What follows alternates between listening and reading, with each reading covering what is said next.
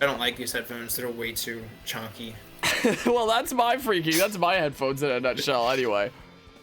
Is the thing. Anyway, so I got my freaking Xenoblade remixes playlist going. This is a Tantal remix by Gabok Arena that's playing right now, but I'll just link the playlist in the description for when this is uploaded on YouTube later and whatnot is my plan. So, freaking, oh, I need to turn on the, wait, is it not showing Discord here?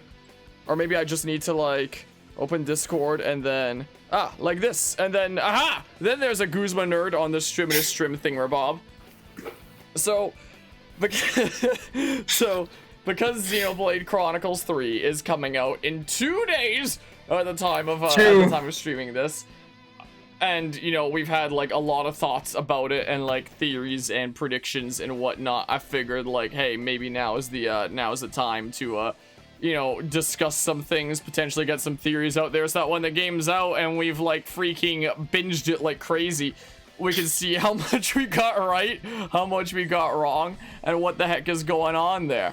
So we'll see what's going on with that. So I'm joined by the freaking Guzma mad lad over there that does like his freaking shenanigans of shitposts and mashups over on YouTube. I don't think you've ever made anything Xenoblade Chronicles related on your channel, but I know you're a big fan of Xenoblade. Just Pokemon. Oh, also I gotta crop the thingamabob here a little smidge first. What? Wait, what's that up there? Is that a Monado? It is. It is indeed. Yeah, the trailer is definitely still really good there. Anyway, did you have any particular place you wanted to like start discussing things, or should I just figure out somewhere to like start things off? I think the biggest theory we were talking about in the last night's stream when we were streaming near, I think it was clone theory. The clone theory. Because I did a bit more research on the trailers that they've shown and some of the official artwork, and that theory does seem to, you know, connect the dots a little bit more, I should say. Yeah, I think not just with Mio and Nia, like you mentioned, but their particular character. I don't know if it's the trailer that I have playing right now or a different trailer where it shows some... Oh yeah, I think it is this trailer where it shows a facility that looks kind of like their cloning pods. Because there's this bit in the thingamabob where they're just like, oh, we could use all these soldiers and we could always grow more, which implies that they, you know, create them in some sort of artificial way is what it kind of seems to imply. And then I think here shortly in this trailer thingamabob, if I just skip forward here to what I have playing in the background here, I believe it is this facility here that has like all these pods and stuff that look kind of like cloning thingamabobs essentially, and there's like people in them that it establishes. So when the game says like, oh, there's like the 10 terms, there's like the 10 years, 10 terms, and the start of the life we start our first term and whatnot. It'd be very strange if like right at the moment you were born, that was the beginning of first term and everyone lived to like, you know, 10, like a freaking tiny kid old, yeah, or something like that. So I'd imagine that they're grown in like those pods or something like that, and then they come out and then their terms start or something like that. Right So when the worlds merged, maybe. Like, I feel like this has probably been going on for a while, most likely, is the vibe that I get from the trailers, rather than it, you know, being like super close to the worlds merging or anything like that, most likely. But yeah, well, you can tell that there's like a relation to some of the other characters in some ways. Like, I'm really perplexed by Mio, for example, considering like it's not just looking like a relation to Nia, but straight up looks like Nia, and flesh eaters aren't supposed to be able to have like kids or anything like that. So Mio, for example, just like Nia, is a Gormati, has golden eyes, is like Welsh British-ish, is a flesh eater with the flesh eater core crystal, has main weapons of like rings. Has like similar body stature and whatnot, so I would imagine that there's like a weird cloning situation going on, and that, you know, the two queens of either side are like Nia and Melia and whatnot. Like, you know, people have been saying that since day one, so that's probably not like a spoiler to say. Like, it's we don't have the game ourselves. We don't know for sure, but yeah. Everyone that's seen the trailers has played the previous games like, okay, that's Nia and Melia and whatnot. I think one of the early trailers actually spoiled that one was Melia because it had like Melia in the subtitles, and then they removed it when they realized their mistake. Oh, I remember that. I remember that. That was great. That was a funny thing. So they kind of accidentally spoiled themselves that it's Melia there. Anyway, I feel like there's. Would it be? So I feel like there's like a spicy cloning thingamabob going on, and like maybe Mio's like a special clone of some sort by being a clone. Yeah, it was this trailer here, I'm fairly sure. One is shot like that where it said Melia at the bottom in the YouTube subtitles. It was really funny. But maybe Mio's like a special clone, being a clone of like one of the queens of that side. The Xenoblade 2 queen of Nia, and then, I don't know, maybe we'll run into a Melia clone down the line or something like that. Maybe, I don't know. Maybe. The biggest question I actually have, though, is if they are technically clones, like if Mio is a clone of Nia, wouldn't they also technically know some kind of way that she is a clone? Just from, like, the way she looks? I mean, it's not like the characters know what Nia looks like. At least not these characters, Since because she has the mask, that's right. Since this is a fresh batch of heroes and whatnot, so they wouldn't know, they wouldn't have this outside knowledge. But yeah. We also know that there's probably a relationship between, like, Senna and Brigid, most likely, considering, like, the blade core crystal and the hair effects. And something that I was talking to my cousin about this recently, talking about how, each of the two respective sides, like, the parties from each of those sides seem to kind of be, like, reflective of the races from that side. So on, like, the Xenoblade 1 side, for example, you have a Homs, you have a Hyentia, and you have a Machina, I assume Lands is there. And on the Xenoblade 2 side, you have a Gormati, a Flesh Eater, a Blade, and then I have no idea what the heck Origami Kid is. But he's something, I guess. But technically, they're all blades, one way or another. Are they now? I know that Nintendo's called like all their weapons blades, at least, that can be like summoned and stuff. So.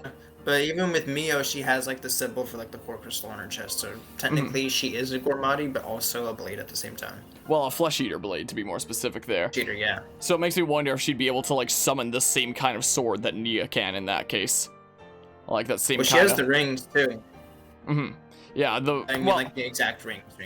Oh, you mean like the swords, the dual swords? The sword, yeah. Like her actual weapon there. Because in Xenoblade 2, the rings came from Dromark, but the sword was like her thing.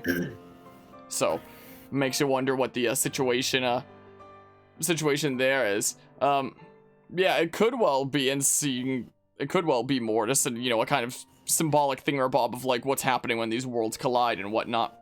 And all that stuff. Also, before we move on talking about like the idea of like, there being clones and them being grown and whatnot, I know one of the things that we were discussing potentially, I don't know if the game would actually do this or not, but one idea was that those freaking dudos, those like armored dudes in red that can become Ouroboroses, what if they're all, same clones as the main characters, because there's a party of 6. Actually, yeah. There's the party of 6 here, and there's like 6 of those red dudes. And the party and those red dudes all share the fact that they can become Ouroboroses. So is that, a coincidence? Is official art. Yeah. Is official art they shared, because like, obviously all their names, they have like, start with like a letter, I believe. But there's a particular one that really caught my attention, and it's N. And he looks he has like a mask on obviously and such, but he seems to be the leader. He looks exactly like Noah. I kid you not. Hold on. I think so there. And yeah, the sword is from the Mechonis there, indeed. Yeah, so these red dudos here, we're thinking if they're, if maybe they have the same look as the main characters underneath, maybe. I mean, it's pretty out there. I don't know whether they do that or not, but, that's an idea there. So we may as well, be throwing out stuff like this in case it's true, and then we can say like, we predicted it, We were right! Maybe. Even if they are like wild, outlandish theories and whatnot, So. He has long hair and dark hair just like Noah. So let's see here. Starts with the letter N. If I go back to like the thing where it shows him very briefly. I can send it to you real quick. Let's see. I can send it to you real quick. Okay, I'll have to like move Discord there. Yeah, so there's like 6 of these dudos, so who knows, maybe they're basically like the main characters underneath. And then Mr. Main Big Bad there, that we can't see all that well there. So yeah, Send you the maybe. image. maybe I'll have to you know, back out of your camera for a hot second because the weird way that I'm like displaying Discord and stuff is the thing. Oh boy. So, but yeah, I can do that thingamabob there. But yeah, so that's the image for it. Okay. Let's have a bit of a look-see here. The official art. Let's see here. Oh, interesting. Is it showing up properly on like OBS there? Not quite. I'll just like switch over to display capture 2 for a hot second is what I'll do. Gosh dang it. Let's see here. This thingamabob right here. So, and yeah, use a similar sword and whatnot. Is intriguing. Yeah, similar hair. Okay, so he's not the Dudo that I was like looking at in the video there, I don't think. But yeah, similar sword, similar body figure, and like similar hair there. And whatnot. What's his name? Yeah, N there. And Inu is a character from Xenoblade Chronicles 3. All the console members, yeah. Does kind of look like Noah there. So let's see. Let's go ahead and go back. It makes me wonder. The other console members, all their names are literally just like letters. Makes me wonder if the others are also similar to the main cast, because I know I did a bit more research. Some of them actually don't have like letters that for the other characters. Like I think some of them are P. One of them is P, but I don't think we have like one of the main characters that starts with P. Unless it's Pyra. That could be interesting. I doubt it. That could be interesting. Also, I tried applying some filters to your sound there to see if there was a slight buzzing that's coming through, and I was trying to see if I could use noise suppression or compression to get rid of it, but I don't think I can. Oh well. Oh well, it's not too bad, I guess. Oh no. Here's a wacky idea: time travel. I mean, I'm sure there'll be like multi-dimensional stuff at least, but but yeah, there is something that my fiance told me. He didn't from her having the game early. She already beat the game, obviously, but she did tell me one thing. Keep in mind, it's not like a super major spoiler. I'm just gonna share like what she told me. Future Connected. She said Future Connected plays a very, very big role in this game. Yeah, I already knew that. Yeah, but like just the events of what happened in their Connect to Xenoblade 3.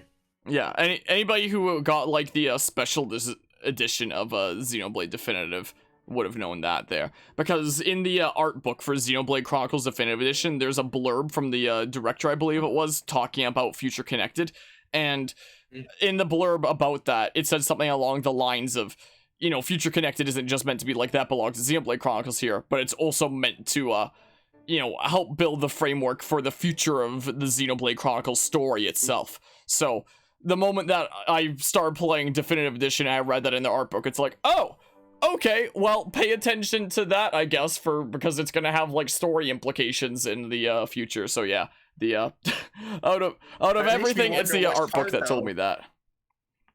I don't know, probably. Makes you wonder which part though. Yeah. Well, probably just the general thingamabob with like the Fog Beast and the Fog King and whatnot, and you know, the whole weird portal rift thingamabob and stuff. Maybe that too. I mean, the Fog Beasts and stuff, they had like this kind of corruption thingamabob to them that was spreading to like other creatures and whatnot and turning them into like a virus, yeah. Those thingamabobs. So it makes me wonder if like the characters in this that seem to be like mind controlled almost, like when they have that red eye effect, if they're under like some influence from something like that. And maybe that could be part of the reason why Melia / Nia wear masks as well and have like this new evil mentality or something like that, is because maybe they were taken over by the same corruption as the Fog Beasts, potentially. Maybe. I heard something that the conduit has something to do with it too, from what I think you said that like I think you said that like the proper final boss theme or the proper final theme in Future Connected was called like the Death of the Conduit or something like that in the game files. Conduit's Demise. The Conduit's Demise. Okay, that. When people, I still actually remember this very clearly. Some people, when they there was a person who uploaded a video with the name.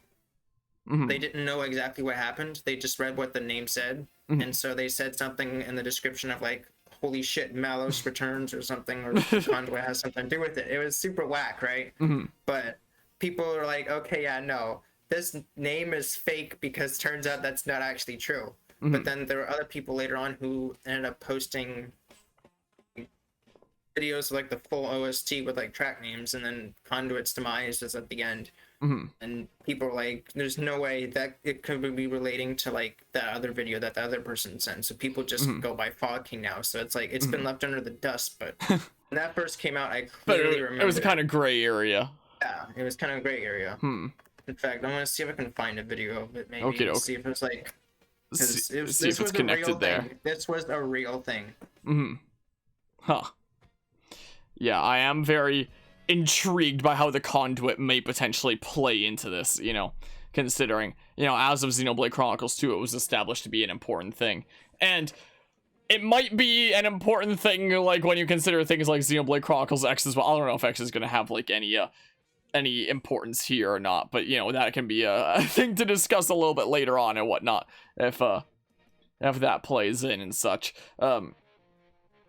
But yeah, with Xenoblade Chronicles 2, it seemed like at the end of that game, the Conduit had, like, you know, disappeared, probably gone to, like, some other dimension or something like that.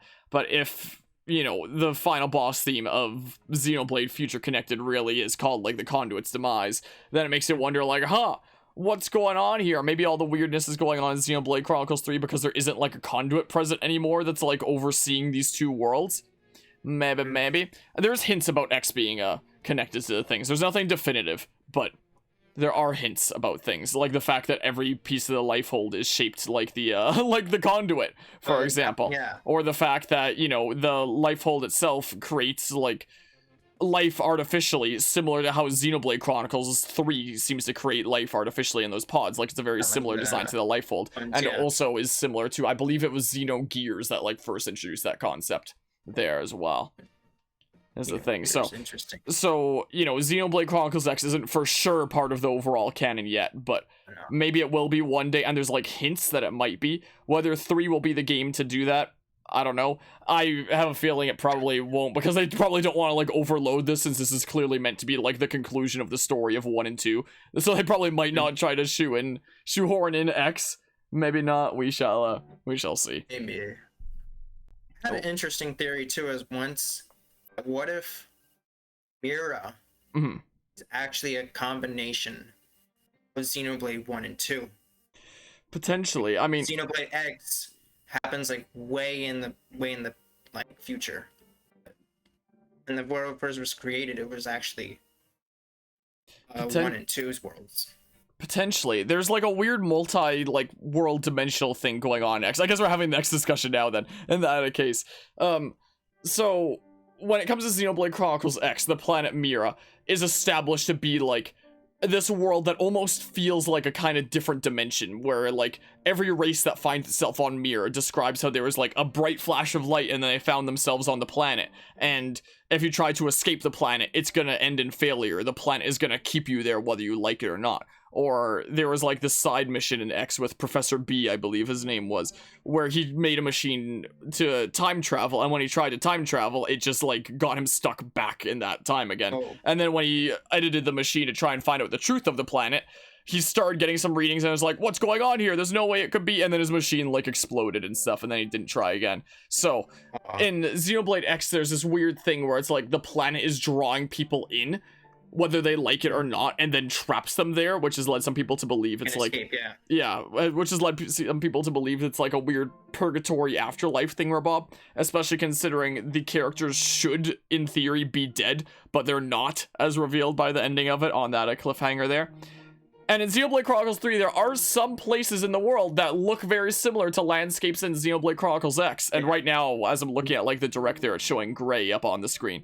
Gray intrigues me because Gray is literally a Xenoblade Chronicles X character in Xenoblade Chronicles 3, but the question is it for story reasons, or is it just for, like, a fun gameplay cookie for, like, fans of X? Because he wields dual guns like the Full Metal Jaguar class from Xenoblade Chronicles X. His class is Full Metal Jaguar, which is a class there. And with the ending of Xenoblade Chronicles X ending on a cliffhanger, Lao is a character that should have died at the end of Xenoblade Chronicles X. He turned into like the weird monster thing where Bob, and then you killed him and Lao is dead. And then after the credits, he wakes up on a beach and he's being approached by the Black Knight that was apparently originally supposed to have more of a story presence in X, but instead just exists for like a few seconds in the post-credit sequence.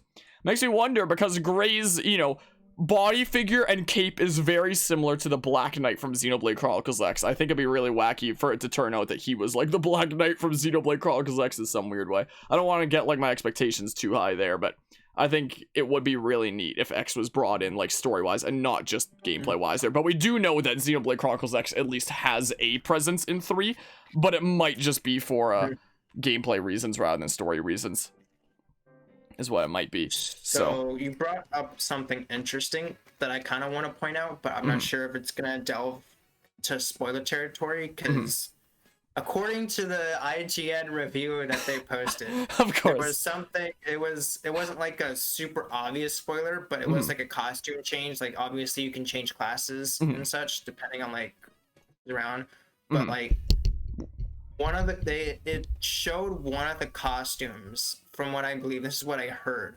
I haven't actually seen it for myself. But show lands with like a red uniform. Sure, that's not just like Noah's outfit. Oh, but black.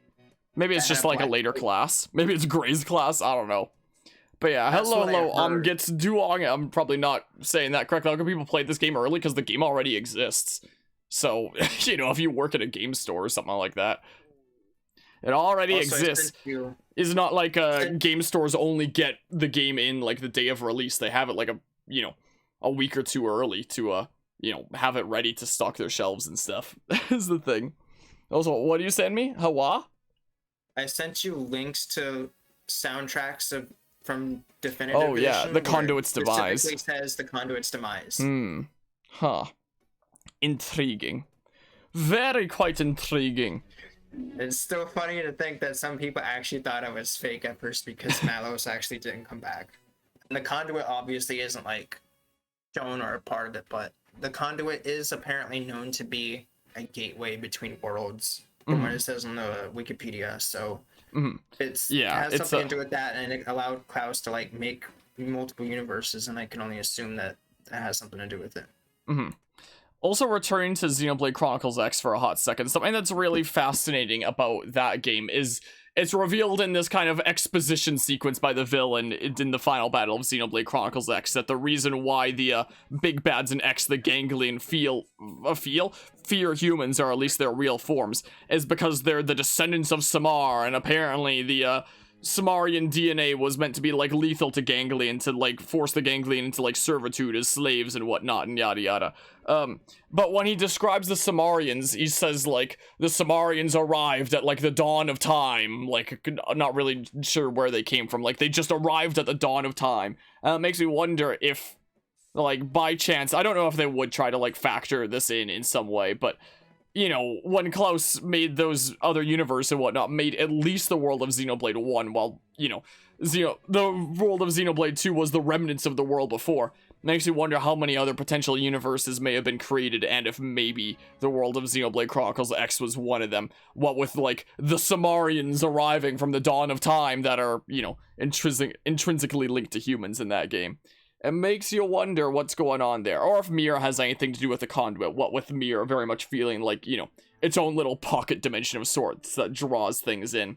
And in Xenoblade 2, it's also described that the Conduit is apparently leaking energy out of, like, some far-flung dimension. And that's how the artifices and whatnot get their power. It makes you wonder, like, where is that energy really coming from? Like, it would be the world of Xenoblade Chronicles 3, because the world of Xenoblade 3 is, like, the worlds of 1 and 2 combined as a thing. But the only other universe that we've seen within Xenoblade is Mira and X and whatnot. So it's like, oh, is it like maybe the planet of Mira is like the Conduit's pocket dimension that it's like trapping people in and like, I don't know, using their life force energy, something like that, to be the energy leaking out of, some far-flung dimension. Maybe. Yeah, and it is kind of similar to Tales of Arise in a way. And that's been a lot of the vibes I've gotten from like the trailers of Xenoblade 3 as well.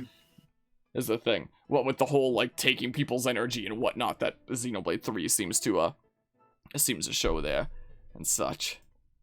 Just make sure that's on loop. Yeah, so do you have any ideas about like what's going on with the whole taking energy thing where Bobby using soldiers apart from just like getting vibes of Tales of Arise? Let's see. Nothing in particular to that, but I did have an interesting speculation about the people who like the consoles, how the consoles came to be. Because obviously, if these worlds just suddenly merge, they can't just like merge like just like that. And then that might have happened at the end of Xenoblade too. Also, the Shulk Amiibo's been out for. I don't think it's getting a re-release though. This is a sandwich. Anyway, sorry to cut you off there. Just mean like once the worlds merged, obviously I don't want to be freaking out, but like how will this group that suddenly decides to show up called the consoles, how would they be playing a role in a part of this, and how do they gain so much power? Where do they come from? You know, and like, what exactly is the power of Ouroboros? Yeah, and like you mentioned earlier about the Sumerians. Maybe they have, maybe they're Sumerians. Maybe they could probably play like a big role. Descendants of Sama. Me. Also, we definitely did not see anything like that from the previous games at all. Also seems like they have some sort of a core on their chest, which is purple, interestingly enough. Which, so, the crystal on their chest looks almost like it could be similar to a core crystal. But the only context in which we've seen a purple core crystal before has been the Aegis Malos. Has been the only context that we've seen that before. I'm just now noticing that as, like, you know, I'm just letting this play in the background of, like, the direct over and over again, but I find it intriguing. Is the thing. Maybe it's scattered remnants of Malos. Maybe, or like his powers he just like passed on to others after he died or something. I don't know. Maybe after he face planted at the end of Xenoblade 2. You know, just fell out of the thing and smacked on the ground. I mean, after he you know, freaking got Thanos snapped at the end of Xenoblade 2. During the final sequence, we do hear him, like, speak one final time, despite having been snapped away, which kind of implies that, like, I don't know, maybe as an Aegis, his spirit kind of lives on, or something like that. Maybe others can use that, I don't know. 'Tis an idea, maybe.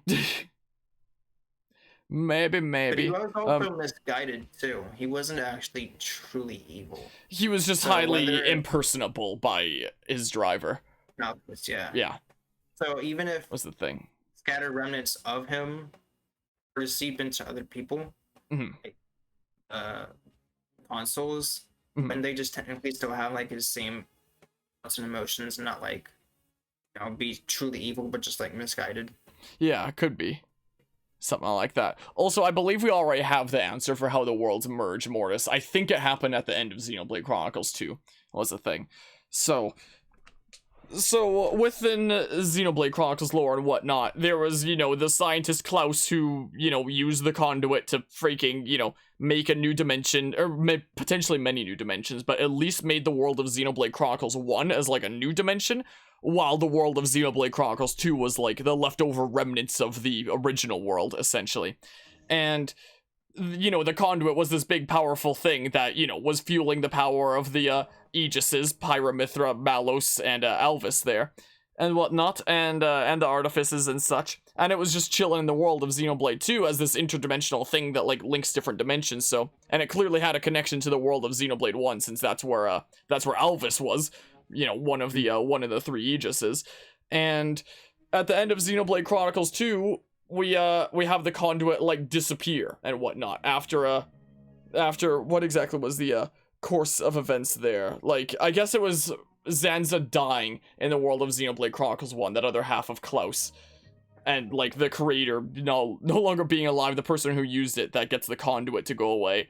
And I guess maybe by having this thing that, like, was connecting the two worlds kind of energy-wise of Xenoblade 1 and 2 vanishing, I guess maybe the worlds came together, because we see at the end of Xenoblade Chronicles 2, as you're, like, flying on a Zerda and whatnot, it's like, hold on tight, we're passing through that rift, and you pass through a rift, and there's, like, a big landmass in the difference, and all the Xenoblade 2 Titans come and, like, converge on that landmass and make a new land.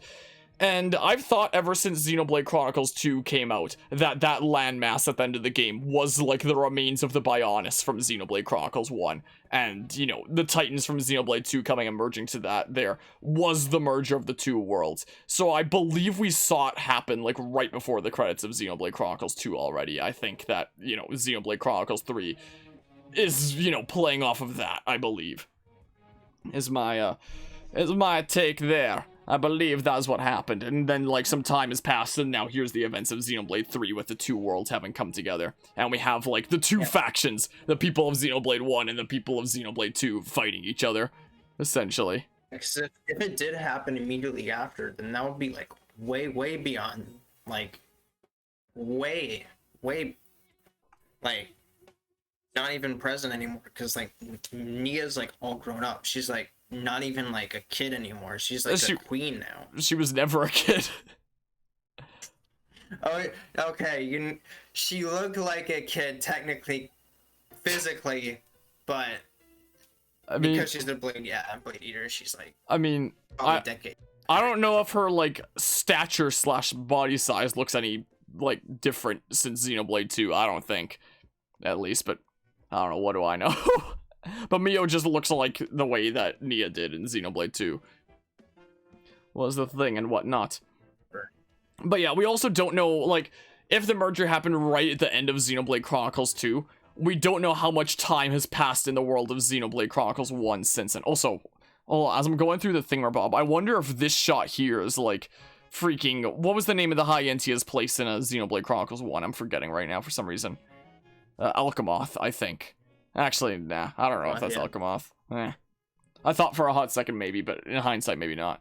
I think the trailer that they showed when it's like when time was stopping and it showed like the Earth or one of the planets like right in the sky. Mm-hmm. I think that's like right when the worlds are merging. I think that was actually Alchemoth. I believe that was actually it right there. I think that was Alchemoth that it was showing? I don't know, it looked more like town-like than super futuristic technology-like Alchemoth was in Xenoblade 1. So, that pillar is nearly identical to the one in the Dreaming City. Let's see. Maybe, but it could also have taken place many years later on. Oh yeah, there's my order confirmation of a Xenoblade 3 when I was making sure of that. I can just, like, control-click there. Let's see here. Xenoblade Chronicles 3... Was it the release date reveal trailer? Let's see here. If we go find that shot. Hold on, a hot ticker here. Put it in Discord. I might just be able to find it like here in a second anyway. Okay, looking at this, looking through, oh, here it is. Looking through this thingamabob and seeing the shot where Uni's like, why is my name on there? Have you seen the meme where somebody, like, freaking made it Santa's naughty list? And she's like, why is my name on there? Oh no, I don't think I have. Someone made that a meme. Boy. So funny. I mean, the tower that's in the planet shot is more like a clock tower there, whereas here, yeah, I don't think that's the same tower there. Since that's a clock tower thingamabob there, not that pillar. I thought you said like the planet shot thingamabob. Yeah, that. Or yeah, I don't think so, because this is like a smallish clock tower, and this is like a massive tower thingamabob. Here is what that is. It was, yeah, just speculation, of course. Mm-hmm. I remember one of the things that we had talked about like way back was like, what if that's the planet Mira?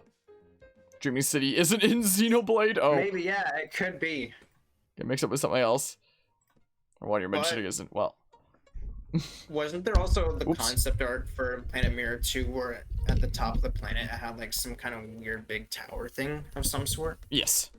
And something interesting about, I think one of the really weird places that Xenoblade lore was found was, if I could get my pop filter to stay, whatever, it's not going to be staying, I'm going to fix it at some point later.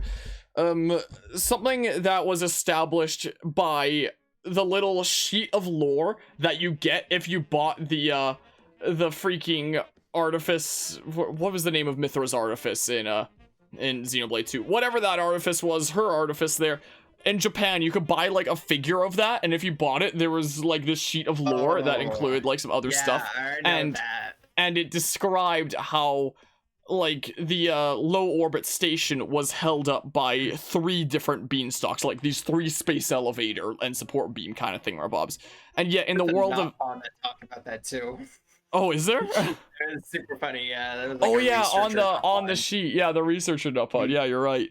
But anyway, it's established that there were 3 beanstalks, not just 1. But in Xenoblade Chronicles 2, we only see the 1 beanstalk being you know, the freaking whatever the heck. What was it called again? The World Tree? It was called the World Tree, right? World Tree, yeah. Yeah, the World Tree. And before the final sequence, like after you defeat the final boss and Numa's like pulling up, you know, the little 3D model of the planet and the low orbit station and whatnot, it only shows that 1 pillar and that's it. It doesn't show 3. So it makes you wonder if like the other 2 pillars were sent off to other dimensions. And in one of the concept arts for Xenoblade Chronicles X on the planet, we do see this like massive pillar that we never get to explore in game. There's like a few areas on the planet Mirror concept art that we never get to explore in game. Makes you wonder if they were like cut, if they were planned for like a future game, or what the plan for those was, or something like that. So some people have theorized that, I don't know, maybe that's one of the beanstalks potentially. Maybe. I'm gonna adjust my microphone here. Yeah, my just remember being what weird. the name of it is. Of the space station. I think it was the low orbit station. Yeah, I think it's called Yggdrasil, I think. Could be wrong. I wouldn't think remember. I have it searched up right here. Yeah, I don't remember there. If it's fancy words like that, then it could probably mean something pretty important. Considering Xenoblade's connections with things. Especially considering they love things like their religious connections and whatnot. And stuff. They very much like that. So yeah, it'll be interesting to see if, you know, the beanstalks are factored in some way, or what happened to them, or what's going on with that. We shall see. Oh. Yggdrasil is known as the world tree that connects the 9 realms in Norse mythology. Ah. I was just looking at that too, yeah. Intriguing. But yeah. World Tree was known as the beanstalk while it used as a space elevator.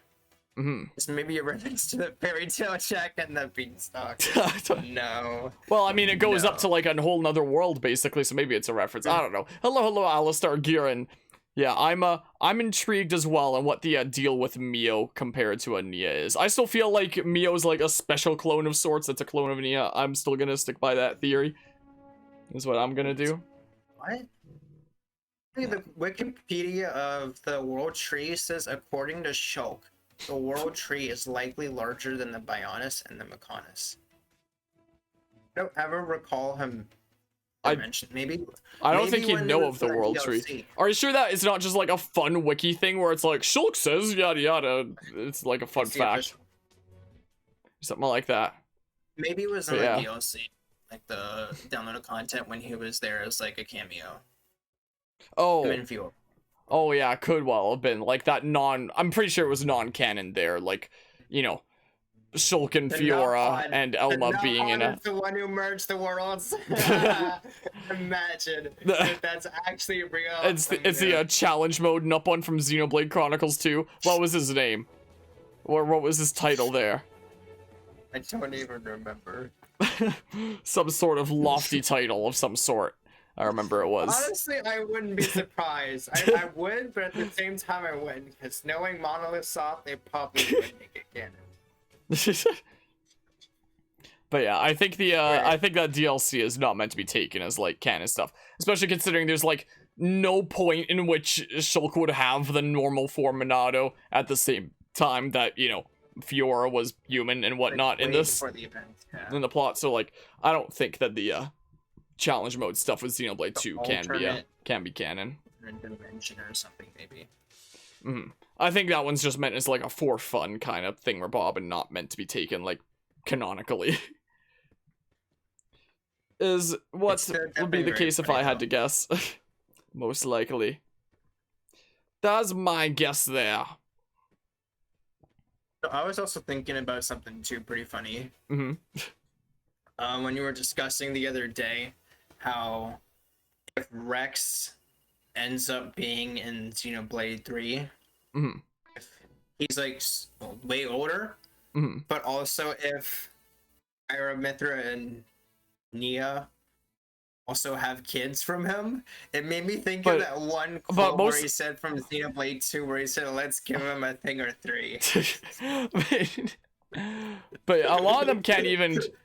A lot of them shouldn't even be able No, to I have understand. kids though, because like even though there's characters like Sena that clearly have like some sort of a relation to Bridget, for example, Blades couldn't have kids. Like that's how it worked within the world of a Xenoblade 2, for example.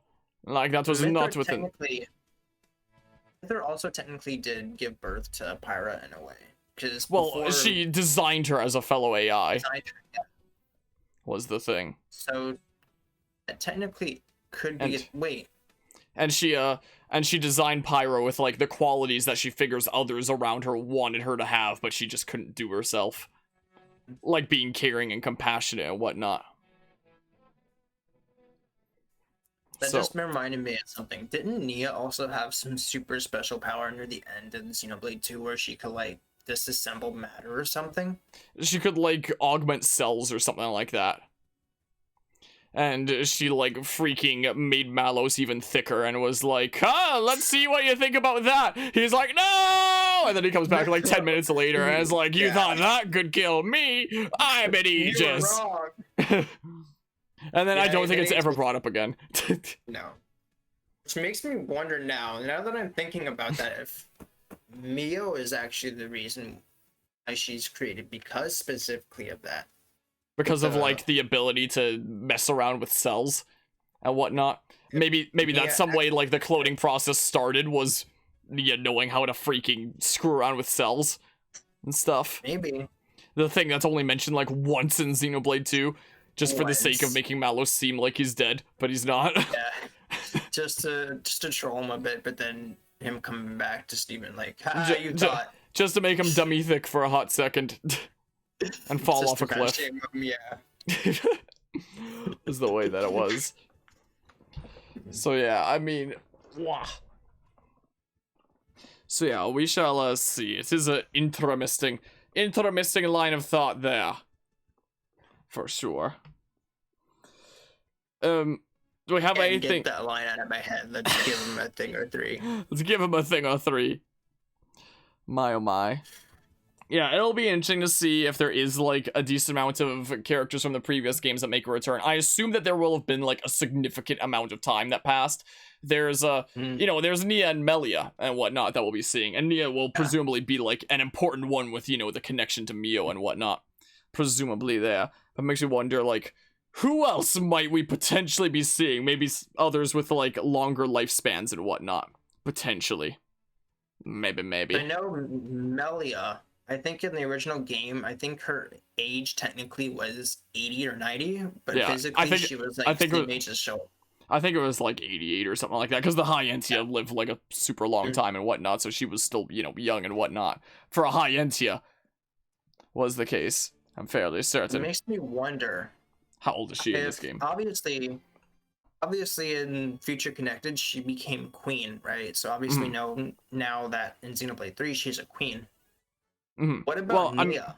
I mean, aren't they both just called queens in this from what we've seen thus far? Like, they're both queens of their respective armies, being the worlds of Xenoblade 1 and 2, respectively. Yeah, but that makes me wonder how Nia became a queen, because there was no really mentioning of... I don't know, she's pretty uber powerful and whatnot. Maybe she was just like, there's a queen on that side. Well, how about I do the same, and if anyone says otherwise, let's just freaking make them dummy thick too. Or something, I don't know. Make them dummy thick.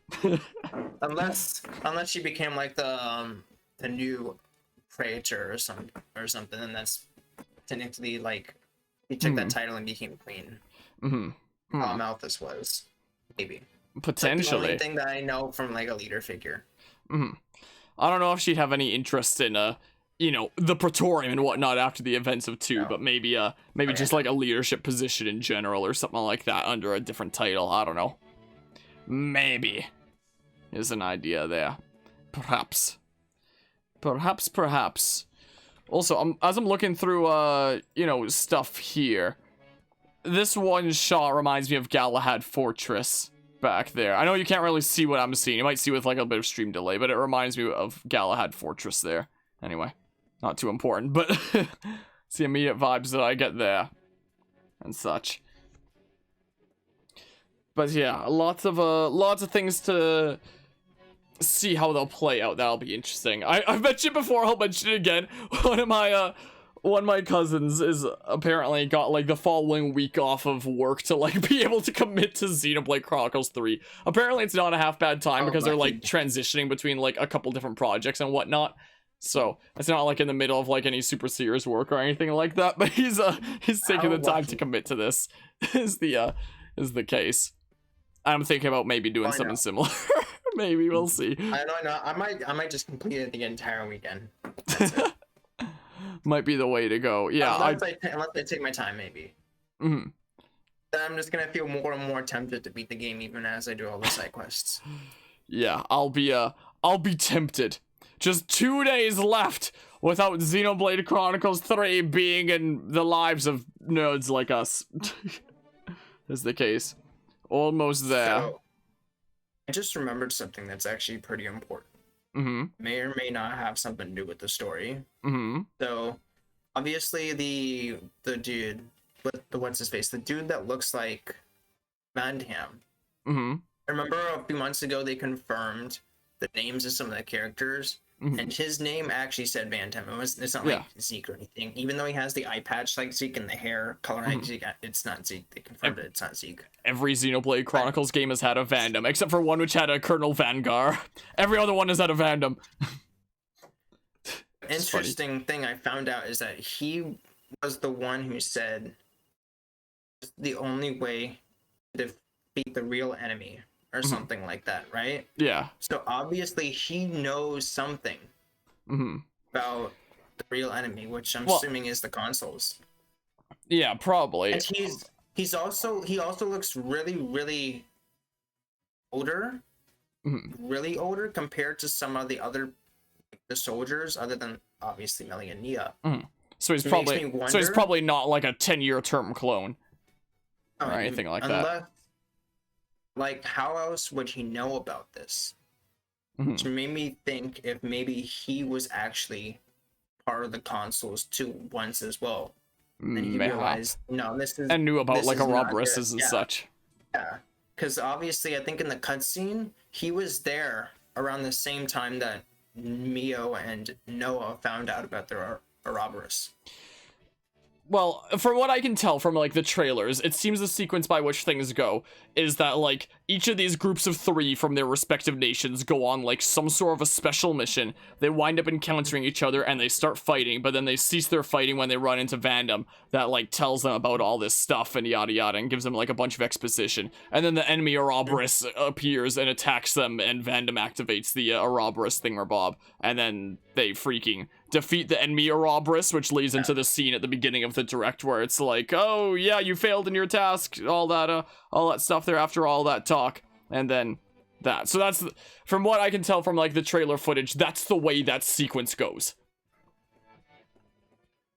Is what I can tell. But he knows something. He definitely knows something. He knows something enough to get these 2 groups to stop from fighting each other and whatnot, which is pretty significant there. He also is able to avoid the 10-year term, whatever it is. And he's able to live like... Well, he's outside of that system, yeah. He's just like a normal person that's outside of like that system then. Yeah. In that case. It's definitely very interesting. Makes you wonder if he was like a commander or someone who was in on it and wanted to like go against the system, something like that. I wanted to help out these kiddos that were on this special mission thingamabob, or what's going on with that? Unless he knows something about them too, because he wouldn't just happen to be there. Mayhap. We shall see. We'll see if this Van Damme dies. I feel like he probably will. I feel like that's the cutscene where he's just gonna die. Because I think at the end of like the first or the second main trailer, it showed like same area. It showed like them sitting around like all melancholy, like all sad and such. Made it seem like, you know, he died right then and there. I need to tell you, which makes kids, me wonder why kids love the delicious taste of Cinnamon Toast Crunch. Just keels never over. Find out. It's gonna be something like that. Never find out the inside how many licks it takes to get to the center of a Tootsie Pop. They'll never find out. We'll never know. The world may never know. He's about to tell us something real important, and then he'll just die, like right there. Just you wait. We shall see there. Not. Hopefully not. I feel Time like will obviously tell. if he died some kind of way, I feel like it's probably because that Ouroboros came out and probably killed him right then and there. Maybe. Well, after he activates the freaking machine thing, at least. Yeah. Also, I guess him activating that machine just permanently gives the cast, like, the ability to, like, go into Ouroboros without ever needing the machine again. I guess. Mm-hmm. I guess is what's going on there. In some way. I'm curious to know what the other console names are. Mm-hmm. I believe that there are some that are named, but some that are unnamed. But in total, there's still 6. Imagine they're all just singular letters, and when you put the letters together, it just spells something like really, really bad.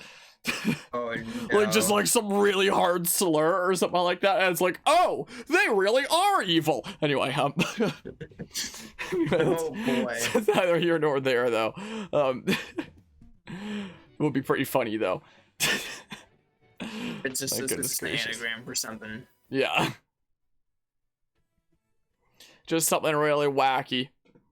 Something wacky that makes no sense. Only 3 or 4 of the names. I appreciate the follow there, T-Dude. I appreciate it. Oh, the follow alert is behind the camera. Wow. Sucks to suck. I guess because I only just recently set up this thingamabob there. I can move it down. That's what I can do. Sure, there, like that. That's what we can do. But yeah, hellos. Hellos. So, did we talk about all this stuff with the story that we want to... Actually, now that I'm looking at it, one more thing that I kind of wanted to draw attention to is how Noah's sword... Well, the very first time that I saw, like, the very first trailer of Xenoblade Chronicles 3, the first thing that I immediately thought was that Noah's sword looks like an expanded and improved version of the replica Monado that Shulk had at the end of Future Connected. That's what it seemed like. It does. So... It does indeed. It looks like a combination of Noah's sword and the replica Monado. Of what sword? Like the, Pyrus sword, you were saying? Pyrus sword, yeah. Yeah, it does kind of, with, like, the kind of flame effects coming out both of the sides there. It does kind of. Well, maybe it uses both them technologies in some way. We do also know that, you know, I don't think that it's, like, a super special, like, Aegis Monado Chosen One sword thingamabob. I don't think, at least, considering, you know, we've seen scenes where, like, other people have, like, similar swords, so maybe it's just, like, a military issue kind of thingamabob, but it's still spicy what the technology behind it is. Unless it actually is just an alternate form of the sword that the console N uses. Maybe. The sword that he has looks very, very similar. Yeah.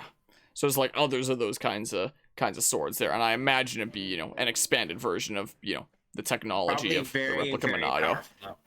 Because if he's able to use like a sword like that, and he's already like probably like one of the strongest ones, and of course like the sword that Noah's using is similar to it, then of course it's gonna be like really, really powerful too. The static key is getting a bit stronger, but anyway, also. Oh no. Oh, maybe now it's not as bad. Oh, it's coming and going. I don't know. Boy. But anyway, we also know with like the reclassing thingamabob that in theory all 6 party members should be able to wield a sword like Noah's, right? So I mean. Oh yeah, true. They're gonna clone the weapons. Clone the weapons too. Just pass it all around and stuff.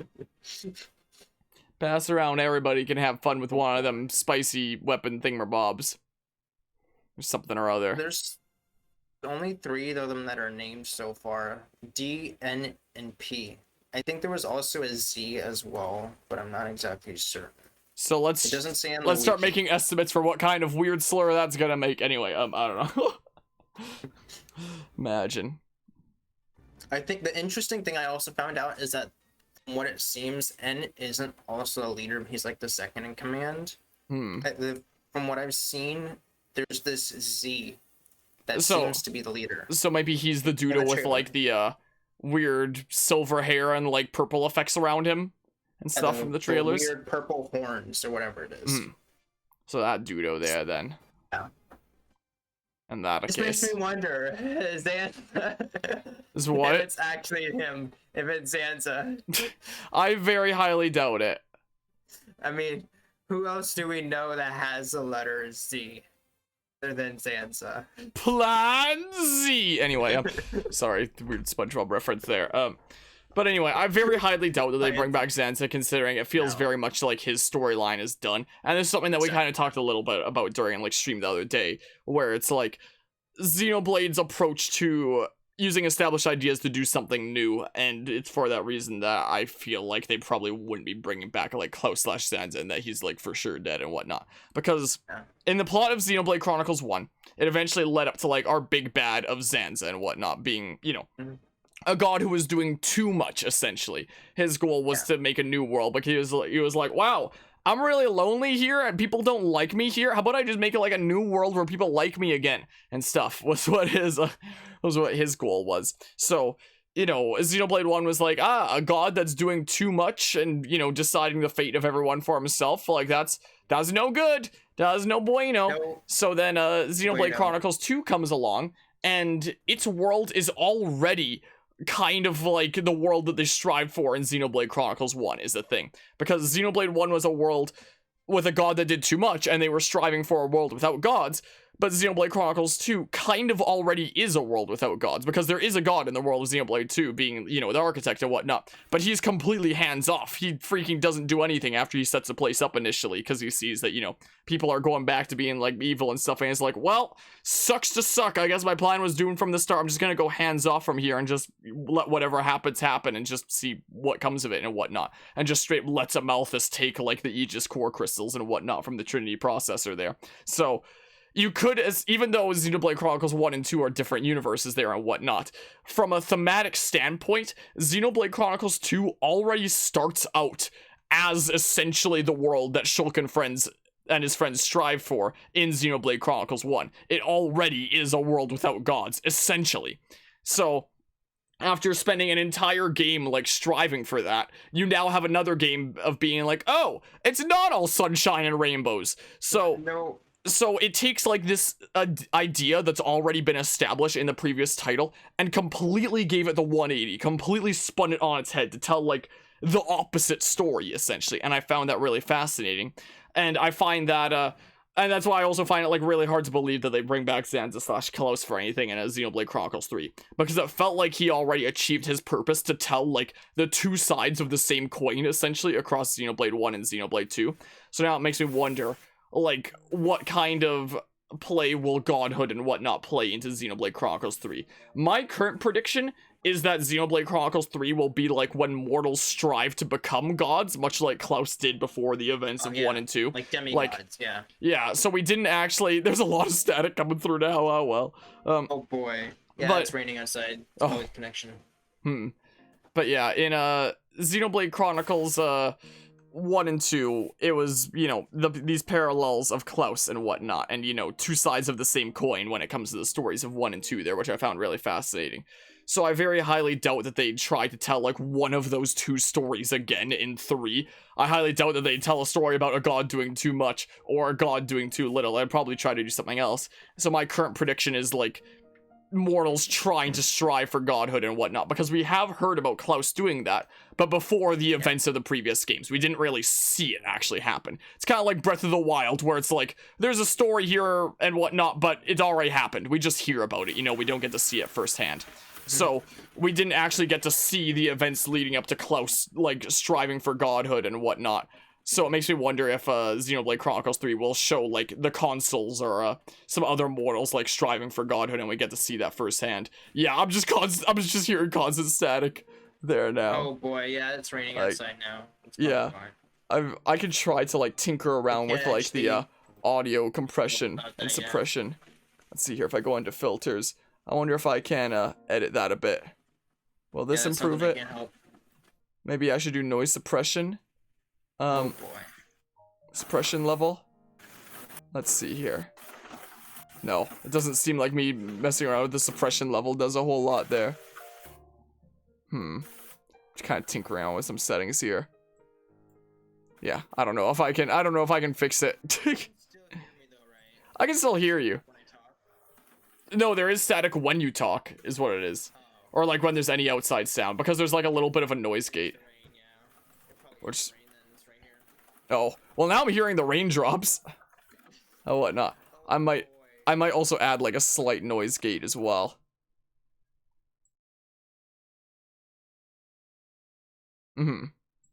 My good gracious, yeah, it's becoming something. It doesn't seem to make any difference. It seems the same. Yeah, you are right, indeed, T-Dude. Oh, well, now I don't hear static, but when you... Oh, but that's because you muted yourself. Because I don't hear anything now. Well...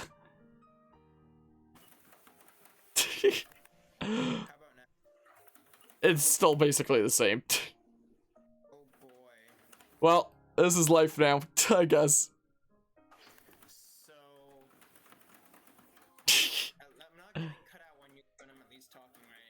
Yeah, I at least hear you. There's just like raindrops plus static. You sound like you're sending a distress signal from Mars.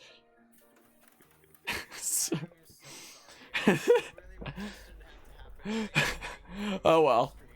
Oh well. We did an hour of talking about the story with it being not that bad, so now we can talk about like other things and not as good of quality. It's whatever. I guess.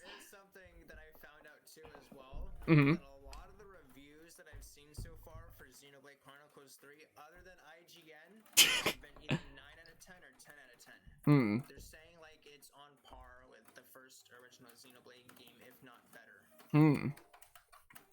Yeah, I'm very... Also makes me very, very excited. I'm also very scared. Because this happens in a lot of video games. It's very, very common that the ending is always rushed. And I'm really, really hoping that this isn't the case with this game. One of the concerns was also the release date becoming sooner. And whatnot. Because they brought it back like way early, Yeah, two extra months. But, you know, they've had, you know, a lot of time to work on this game and whatnot. You know, probably ever since shortly after Xenoblade Chronicles 2, along with, you know, one of their sub-teams working on Definitive Edition there and whatnot. It's not like something like Pokemon where you're getting a release every single year in whatever state it's in, you know. But yeah. Last time Xenoblade 2 was released was like 4 years ago. 5 years ago. It's been a while for that. 5 years ago. Yeah. Yeah, it's freaking weird when it's like, wow, they're releasing Xenoblade Chronicles 3 so soon after 2. And then you realize it's 5 years, and it's like, oh. Time flies by fast, yeah.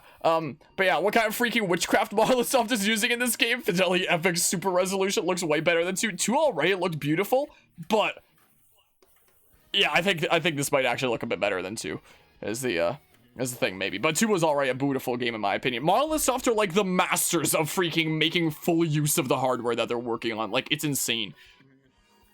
Like... I wonder how they would do if they had, like, a PlayStation. If it would be better. Maybe in a different universe.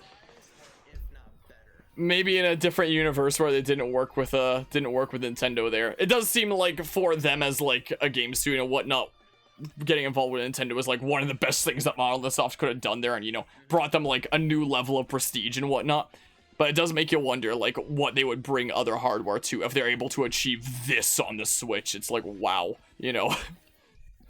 That's the thing. This all happened just because people wanted them to release the original Xenoblade in the West. Because it was originally just on the Wii in the East, like in Japan, that was it.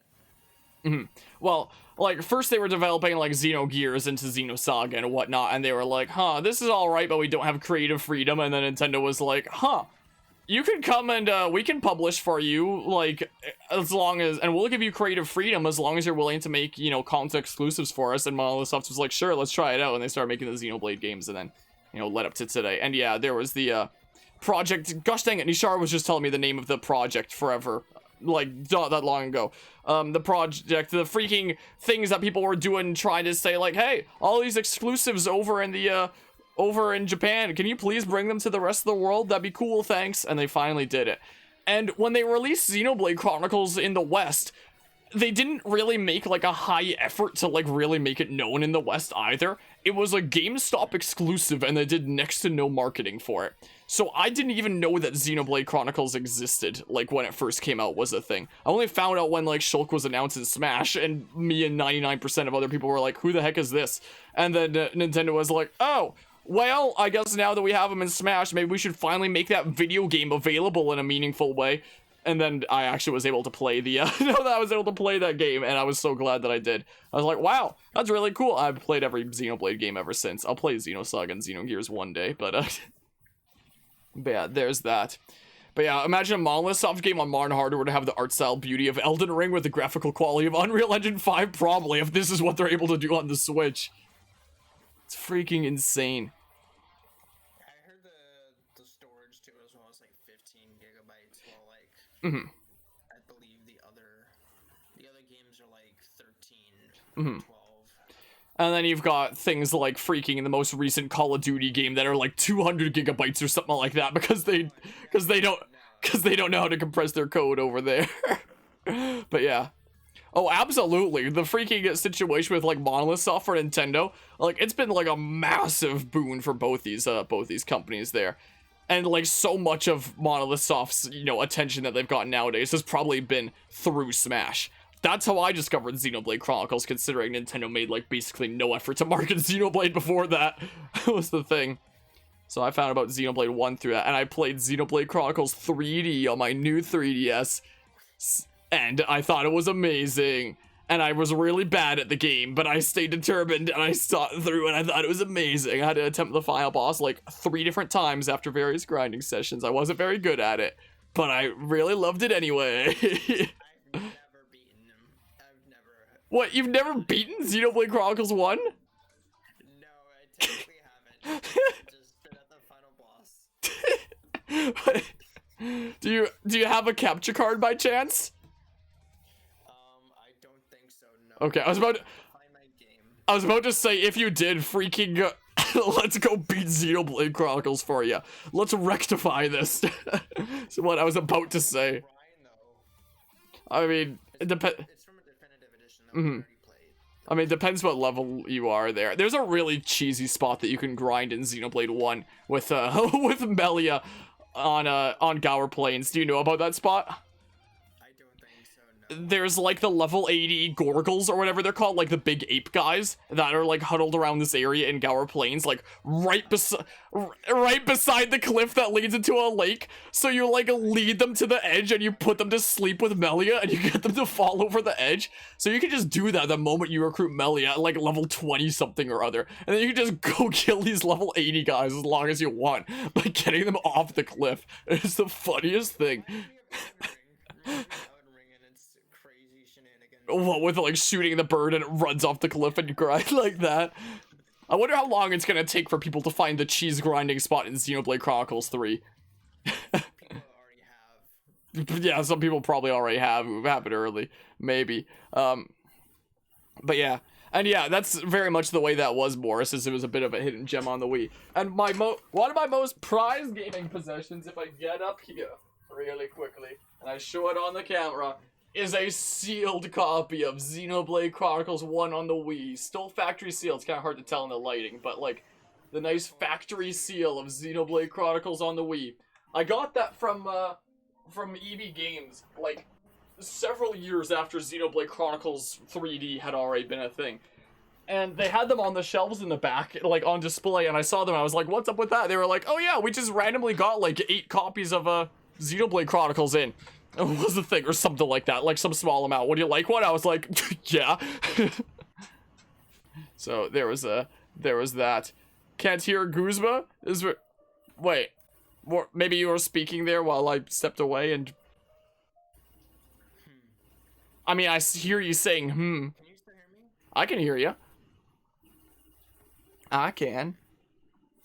So is probably a-okay, but if you continue not being able to hear him, let me know and I'll see what's going on. But it looks fine on OBS and I can hear him and whatnot. No, as in Guzma's audio isn't playing on stream? What do you mean? His audio should just be his microphone. Yeah. Should be the case. So, yeah. So technically the Yeah, But I've heard smidges as well.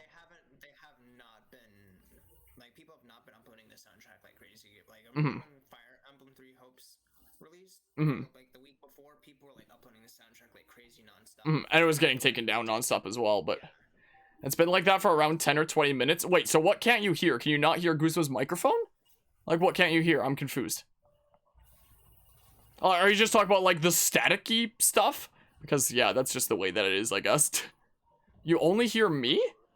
It shows Guzma's audio on OBS. I'm very...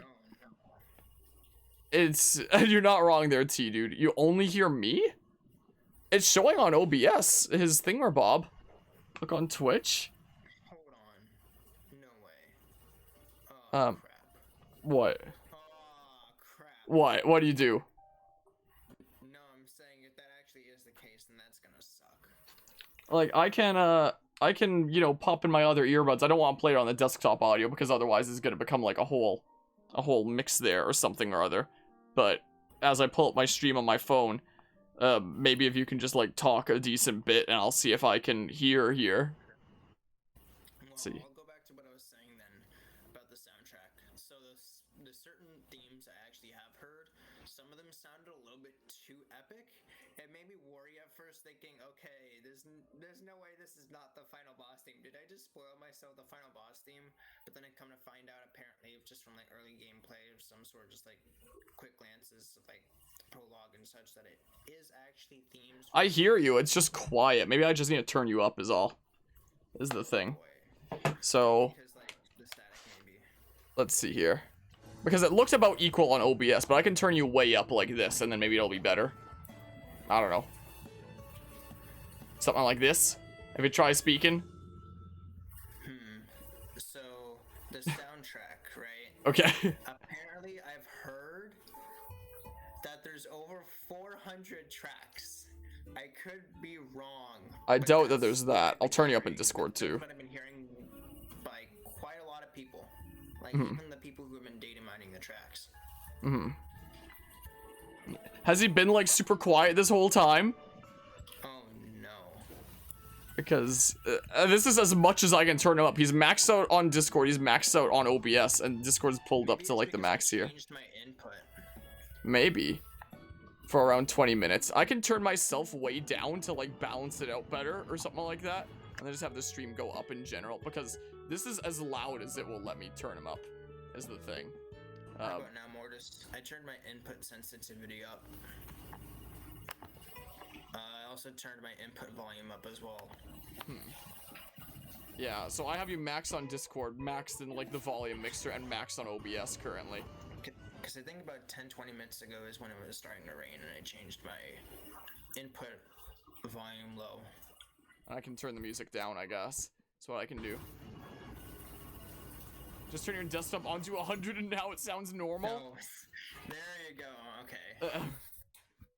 You had us in there for a loop, Mortis. You almost gave me a heart attack on stream. Yeah, I can just have my mic majorly turned down like this so that's closer or something like that. I thought it looked fine on OBS, but that might have just been the music playing. Well, hopefully things aren't too bad there. So, opinion, if we come to find out that all the characters we know from Xenoblade 1 and 2 except Melia and Nia, if all of them are like long gone, long dead, how would you feel? Me personally, I think it'd be a little bittersweet, you know, because a part of me would also want to see what happened, what became of them, what were their lives like when they grew up, even if they're like gone and such, but like, you know, hopefully be able to hear about them in some way. Hopefully we'd be able to hear about them in some way or other. Unless the consoles are somehow like clones of them. Maybe that's what's going on. They just look slightly different. Maybe with the whole weird cloning situation going on. That could make sense.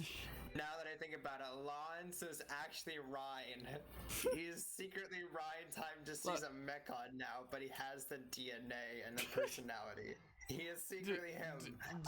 Do the Machina have DNA? I wonder. I have no clue. I mean, if they're able to reproduce, then yeah. I don't know.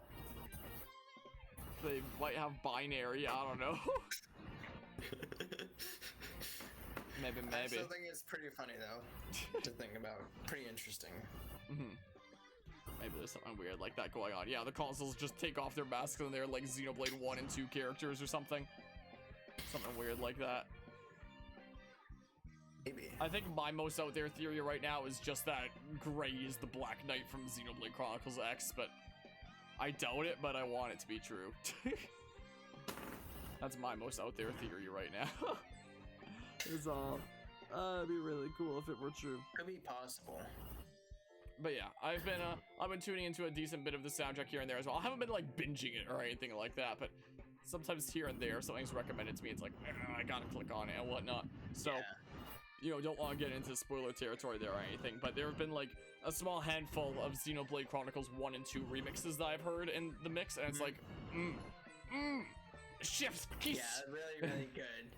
I actually also had a thinking about that because the themes those themes I actually do play, it seems a little too lighthearted and not like super intense as if you're like fighting them. But it made me think like some of them that I've heard have been pretty intense.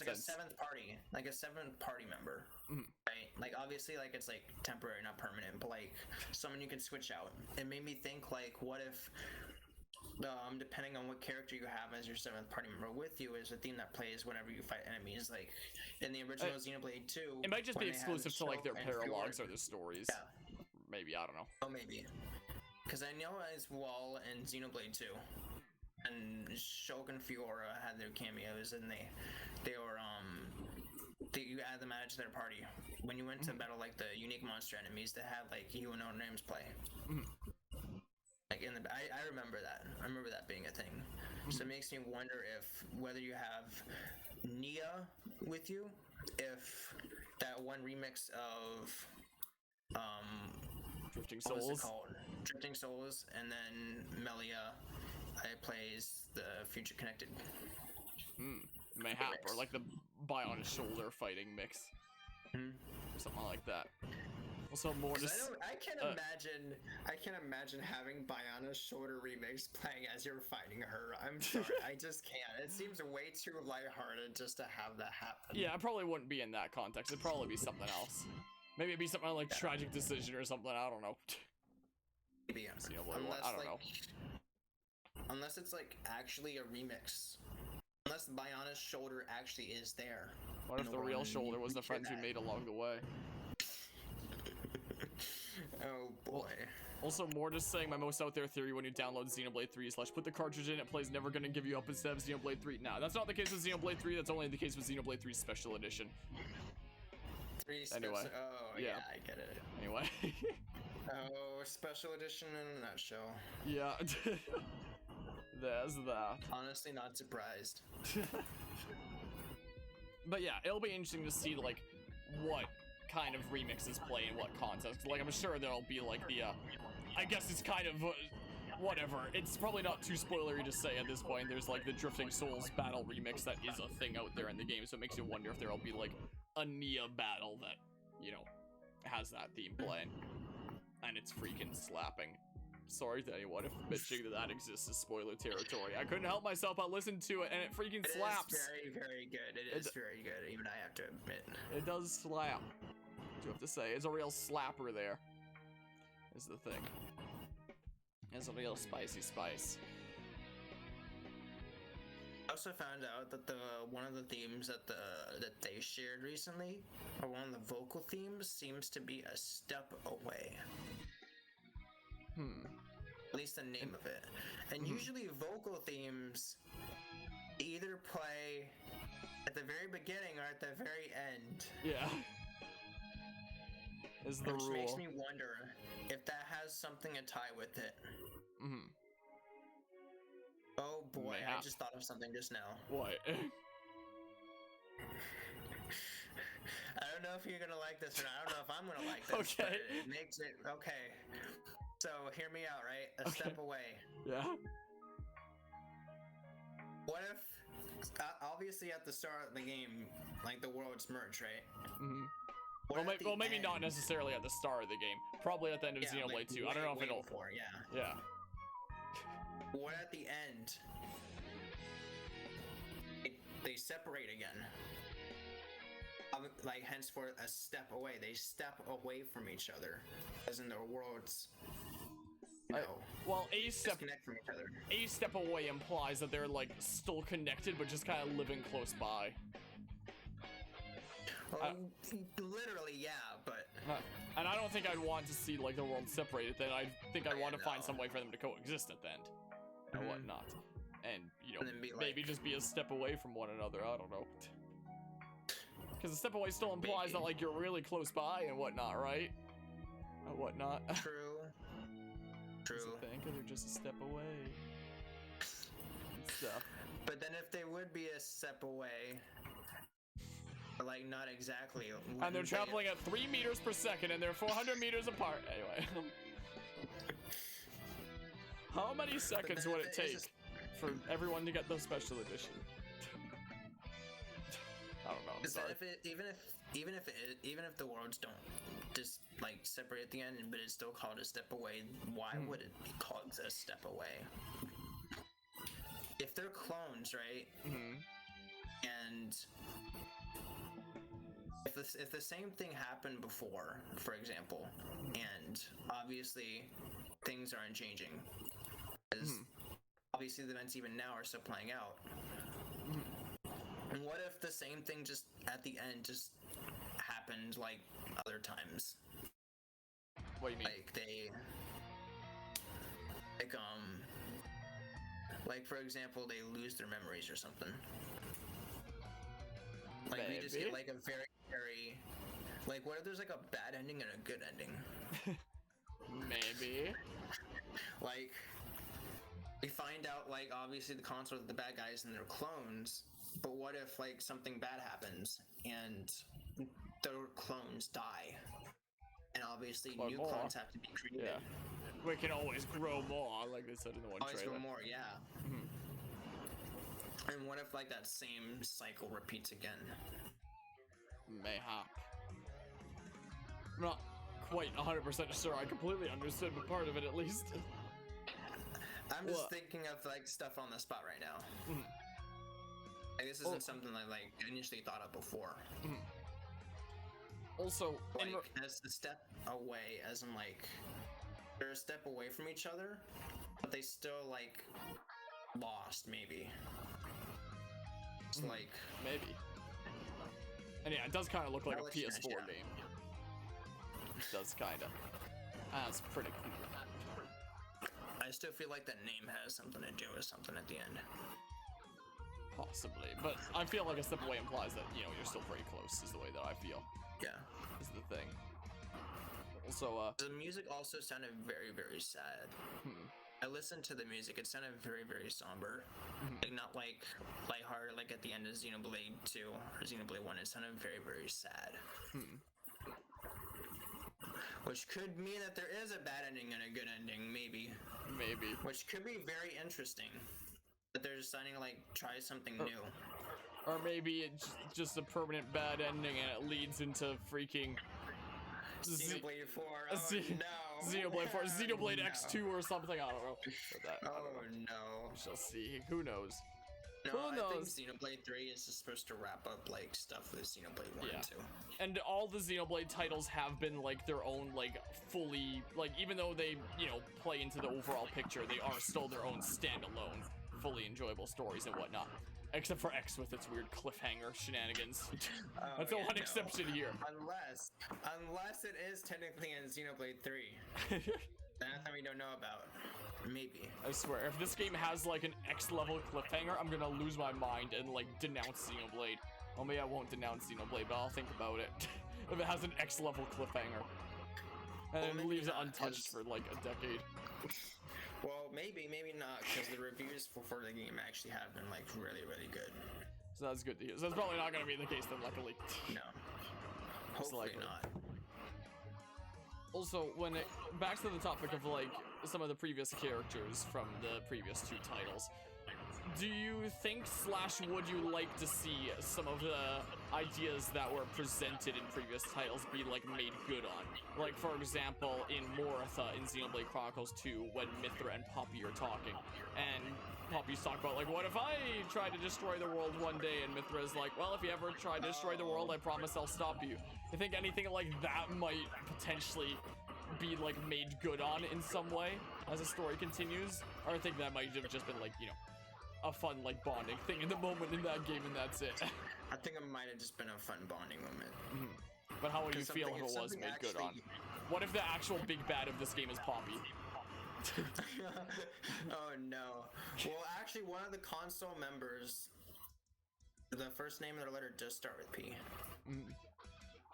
No, probably not Poppy. Maybe probably not. It would definitely scare me if it was. I'd be pretty terrified. Evil Poppy? I don't know if I can handle that. Well, here's hoping we don't have to see that there, but imagine.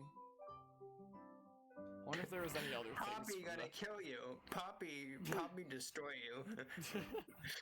Poppy make Master Pawn proud. Tora was the true villain. True villain was Tora all along.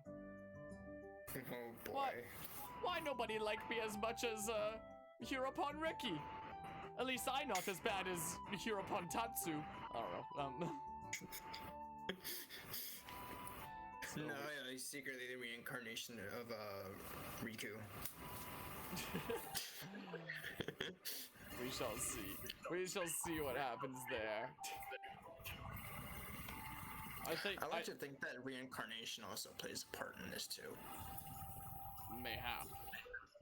Because I also, for some reason, like to have thought that Rex was the reincarnation of Adam. Rex is Zan's? Anyway. Sorry. No, it's fine. Because they do both have striking similarities in personalities. I think Mithra also confirms, well, that he reminds her of Adam. Yeah. I mean, even Riku has that same hairstyle too, as well, in a way.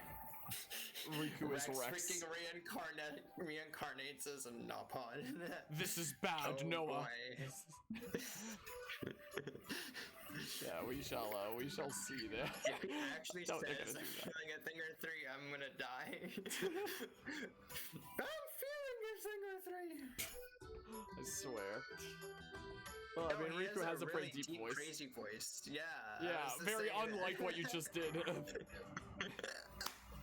Be like, let's show him a thing or 3. That's what it would be like. Maybe it's impossible for 1 Nippon, but not for 2. Anyway, Oh boy. But yeah. Alright, well, I think that we've talked about what we want to talk about when it comes to, like, the story and the soundtrack, so that could transition well into the gameplay here. How do you feel about, like, 7th party members, like Riku and Banana, for example, or, like, the other ones, and the idea about how they might potentially have their own, like, side stories? I would imagine they would, most likely. Yeah, like how do you feel about the 7th party member? Xenoblade 2. How I feel about, like, the party design in general, of, like, 6 main characters and then a swappable 7th party member and classes and stuff. I think it's interesting. Probably the biggest thing that's probably going to be really, really tricky is what if, like, they have that 7th party member with them and they go into cutscenes? Are they just gonna straight up just disappear? Because I noticed, I have seen some cutscenes so far of the beginning, and it showed the Naupons there, like both of them there, like Riku and the other one. Imagine. I know that all the Xenoblade games thus far have had a New Game Plus. Imagine you could do, like, a New Game Plus and you carry over your party members, so just, like, in, like, the opening cutscene of the game, or, like, the opening thing about with the Ouroboros, you just have... Melia. Yeah, or something like that. Or, boy. Well, now that you mention it, now it makes me wonder if, like, Melia/Nia might potentially be recruitable party members. Like, in one of the shots that showed, like, some of the classes/characters, there was one that was blurred out. It makes me wonder if, like, potential characters that you can recruit down the line might be Melia and Nia. I was thinking that too, and then when you recruit them, their battle theme would play. Like Melia would be the future connected one, or Nia would be Drifting Souls. Could be. Be very interesting to see there. After you free them from, like, I don't know, their possible Fog Beast mind control red eye thingamabob that they might have. I don't know. Whatever might be going on with them. Maybe the Fog Beasts are the conduit lashing out and taking control. I don't know. Anyway, but yeah, when it comes to the that design and whatnot, I found it kind of interesting how in Xenoblade Chronicles 1 you had like the for sure 7 party members and whatnot. So throughout the insanely long JRPG, the story was able to like focus on all of them and whatnot and give them all some time to develop and whatnot. I mean, some were better than others. Like Charla was probably the weakest of the cast in Xenoblade 1 in my opinion, because it's like she's important for this section with Colony 6 at the beginning, and then she's like not important for most of the rest of the game, and then she's important again when Gato comes into the picture, and then she's once again not important until then.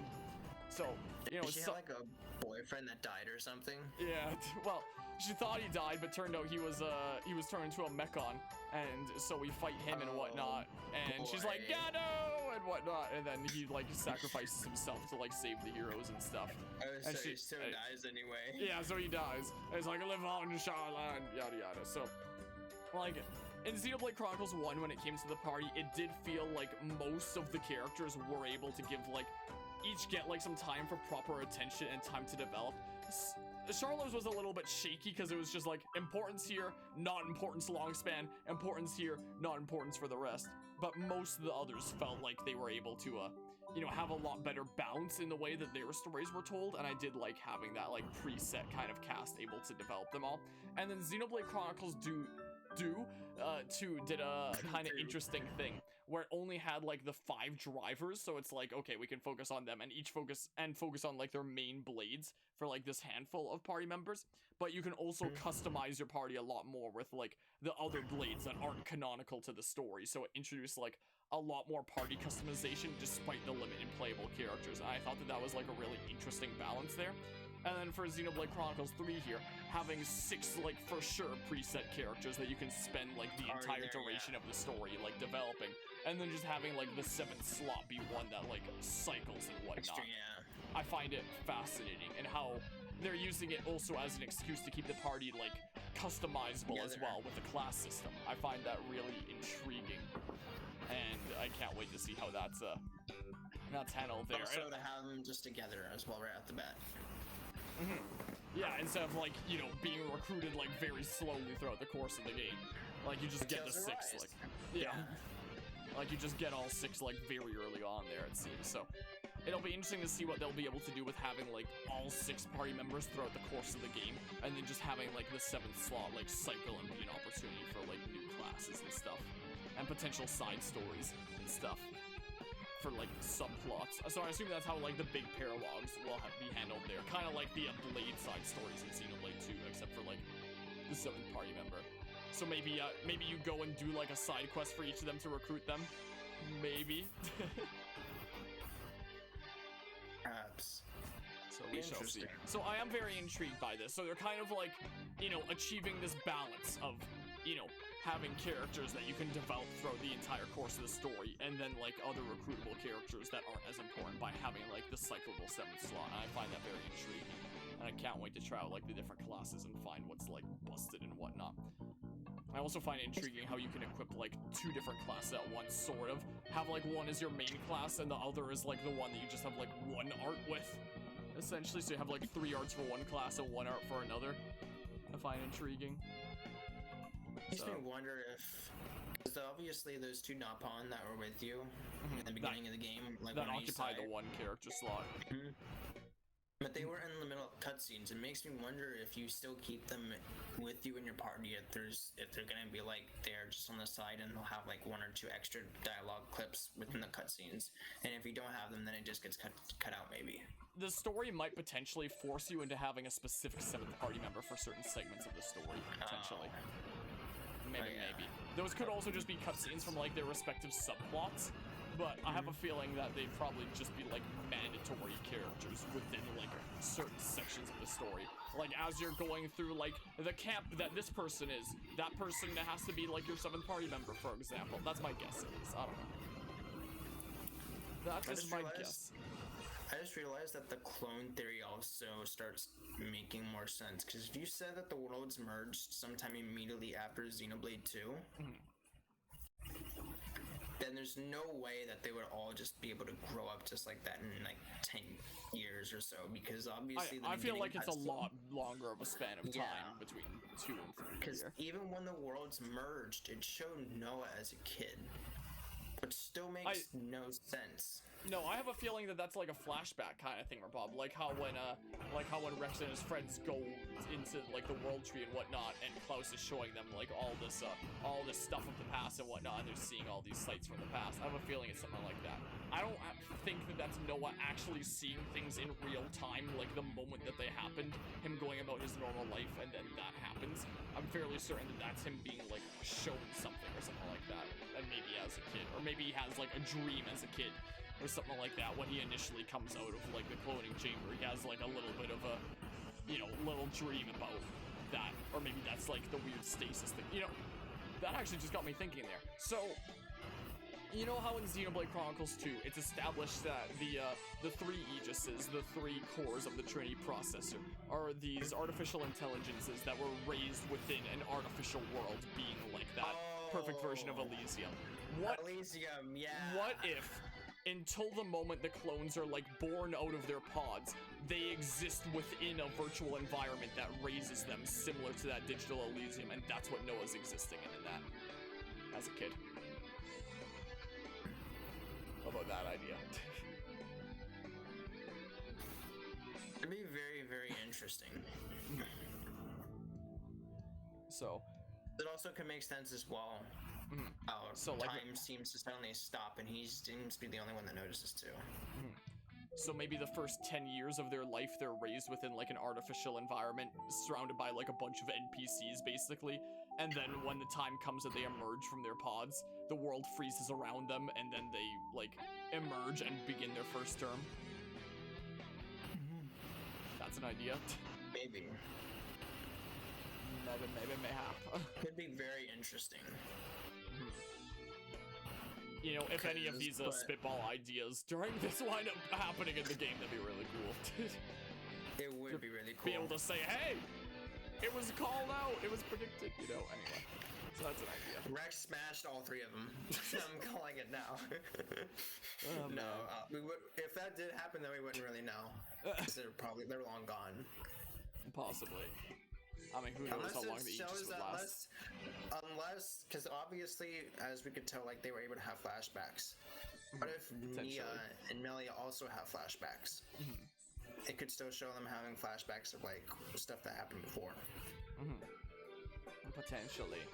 And maybe this game will get, like, the full proper backstory on Nia. I feel like we didn't get, like, the full proper thing in Xenoblade 2. No. Like, in the chapter where we need to go save Pyramithra, we get, like, some of Nia's backstory, but we don't get, like, the full picture. Yeah, no. We just get, like, the bare basics and have to piece it together, so maybe this game will give, like, her full proper backstory. I don't know, maybe. Or maybe even what happened before she even met Melos, too. Like, even, well, like, just the well, short that's time what I before meant. she met him. Like, the subplot with, like, her sister and whatnot. That's what I mean. And the family that she had when she was with, and they abandoned her, Yeah. How she was a Blade, part of that family, and, like, her non-Blade sister had, like, passed away, and the father, like, forced her to become a flesh eater so that the sister would kind of live on within her and whatnot. That's all we really know from that.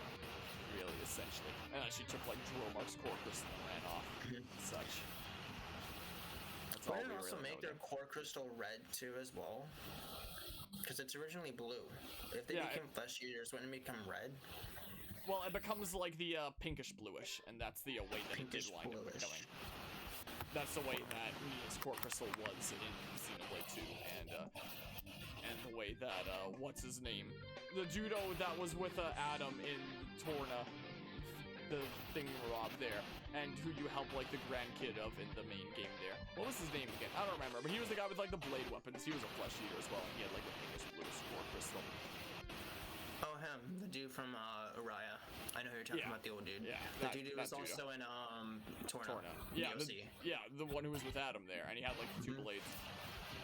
Yeah, so both their core crystals were like pinkish bluish, so that's the way that is for flesh eaters. And then for blade eaters, it's just like normal blue still. Thing, like was the case with Mikhail. Hold on, I'm curious to search something up. Consoles.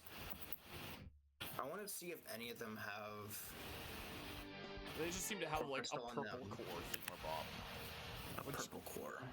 I don't know whether it be like a blade core crystal per se, or what, or maybe it's tied to Malos's freaking ashes when he got snapped away or something. Purple. Yeah, I see it. All of them are purple.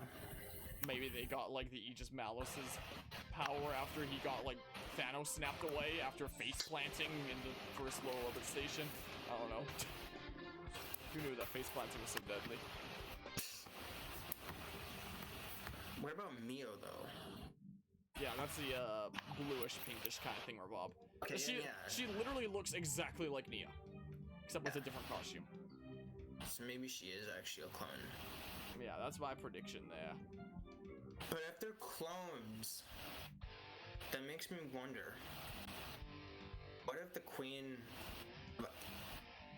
Kev's, and what was the other one? Which one? Kev's and Agnes.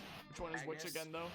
Like in terms of which one is like, you know, which world? I know that there's Kev's and Agnes, and one is Xenoblade 1, one is Xenoblade 2. I forgot which is which though. I think Kevis is Nia, Agnes is Melia. Okay. I believe that. If you're wrong, it's a 50-50, so whatever. What if the queens aren't actually the original versions either? What if they're also clones? Maybe. Could well be very interesting, which would also make sense why they're at war with each other. Because if they obviously went through everything that they did in Xenoblade 1 and 2, they wouldn't just go to war unless obviously the consoles are like messing around with their minds or something, with their eyes or something, like you know, making them see stuff. But still, they would obviously know that they went through so much emotion and conflict throughout those other games that they would at least have some like common sense to know like something's not right. This seems like a little bit off. We're killing a lot of these people.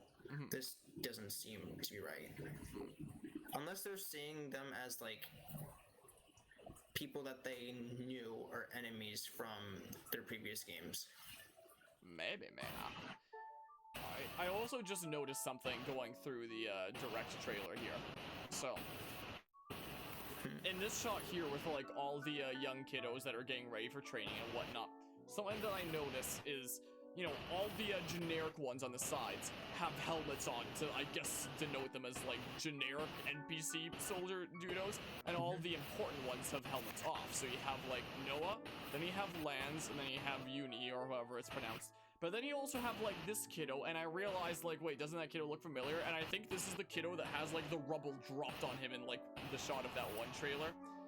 Though I thought that his hair was like brown in that, and it kind of looks green here. Apart from that, it looks like the same kiddo. So it makes me wonder if like during the free time skip in like, you know, some of the opening stuff with you know, them being kiddos and whatnot, if maybe this is like one of the main characters training with them, and then like he dies horrifically and whatnot, and it scars the main characters, the rest of the cast who do successfully grow up. Because yeah, he doesn't have a helmet with like the others, which implies that he's important, and he looks like the kiddo who gets crushed by rubble in like some other part of the trailer. No. So so here's my prediction here. This kiddo is gonna die like sometime during like some training sequence, or maybe they get attacked or something like that. And then these three are like, well, freaking sucks to suck. And we just gotta keep moving on. We're gonna be espresso depresso about that. Yeah. We'll totally remember him in our hearts, definitely. So I have a feeling that that shot with like the kiddo who gets crushed by rubble isn't something that takes place when they're all older. I have a feeling it takes place when they're kiddos, and I think it's that kid right there. Anyway, I just noticed that. Something that I just noticed with this shot here. Also, hello, Angry Bee, and whatnot. Definitely an interesting character there. So we shall see what they do with him. He's clearly important in like the pre-time skip thing because he's not wearing a helmet. So I think it gets crushed by rubble or something in like an attack by the opposing force. I'm taking your word for it. Crushed by rubble. Yeah, he gets like words exactly. Gets crushed by rubble in like some trailer thing. Although he looks like he has brown hair in that. Actual trailer. Oh. Yeah, in a trailer. Yeah, there's a freaking. I don't think it's this one, but I think it's. Hold on, where is it? Is it this trailer? There's like some kid that gets crushed by rubble, and I think it's that kid. Oh boy. Like, let's see here. There's like some kid that smiles, and then he gets like freaking look at crushed. The stream on your end. I know it's somewhere around here. There's a big delay for me. I think it was this trailer. Like, it wasn't the first one. But there's a kiddo that gets freaking crushed by rubble, and I think it's that kiddo. I think. Where was the shot? Where the heck? Oh boy. Release day reveal. I thought that it was this trailer. Maybe it's the final trailer. Maybe. What's this remix? It's the let's see here. Ricky the Legendary Hero Pawn is the remix now. Heck yeah. Like, yeah, about Ricky the Legendary Hero Pawn. Heck yeah. God. You love this here. Anyway, let's see here. Ricky is the... Actually, no. Tora is the best not pawn. In my opinion, I personally prefer Tora. But why? Because he just gives mega chat. I mean, he beat Riki. Because we share a thing for maids. Anyway, no. Where's the kid that gets crushed? I swear it's a thing. Oh boy. I'm sure we'll probably see it in the game too anyway. Like, it wasn't the announcement trailer. There's some shot where some freaking kiddo gets crushed by rubble, and I think it's that kid. Where the heck? So early on in the game then, probably. Yeah. What if he's the big bad?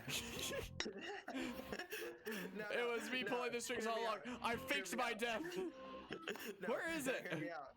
It's like Metal Face.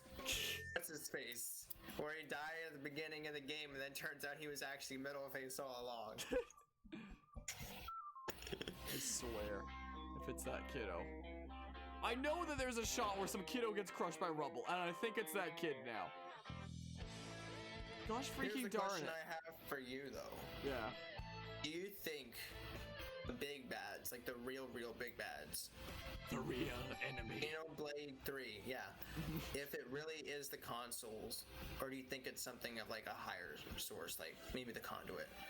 It'd definitely be something higher, like freaking... Xenoblade Chronicles games are all about keeping you guessing who the main antagonist is. There's no way they'd show it in like a trailer. Like, especially Xenoblade Chronicles 1. Xenoblade Chronicles 1 is literally like, are you the final boss of the video game? Is what Xenoblade 1 is. You're on the final boss. You're literally just on top of it. You live on the final boss. Yeah, it was there all along, but it makes you think like, oh, Metal Face, he's the big bad, he's the final boss. Wait, no, Eggle, he's the big bad, Zanza, he's the final boss. Like all this back and forth, no, and it just keeps you guessing. Albus all along. It was Albus all along. It keeps you guessing and whatnot. The interesting thing is in Xenoblade 2 though. Mm-hmm. It was actually Malos the entire. I mean, technically it was Malthus, but he was still the final boss. Well, it's the main antagonists are shown to be like Jin and Malos, and when I first played Xenoblade 2, I was under the impression that Jin was like the dominant one in the relationship between Malos and Jin, but then it later turns out that, you know, Malos was the dominant one in their sexual tension that they had. Manly tension. But then, Jin really straight up looks like a Final Fantasy character. Oh, he is. But he looks completely out of place. I don't know if I mentioned it, but he just looks really out of place. Well, I mean, all the Torna characters had straight up a completely different costume designer than like the rest of the characters in the game. Was the thing. Why'd my music stop? What is going on here? Oh, it's playing. It's just really, really quiet. I'll play another theme. How about? That's what I shall do.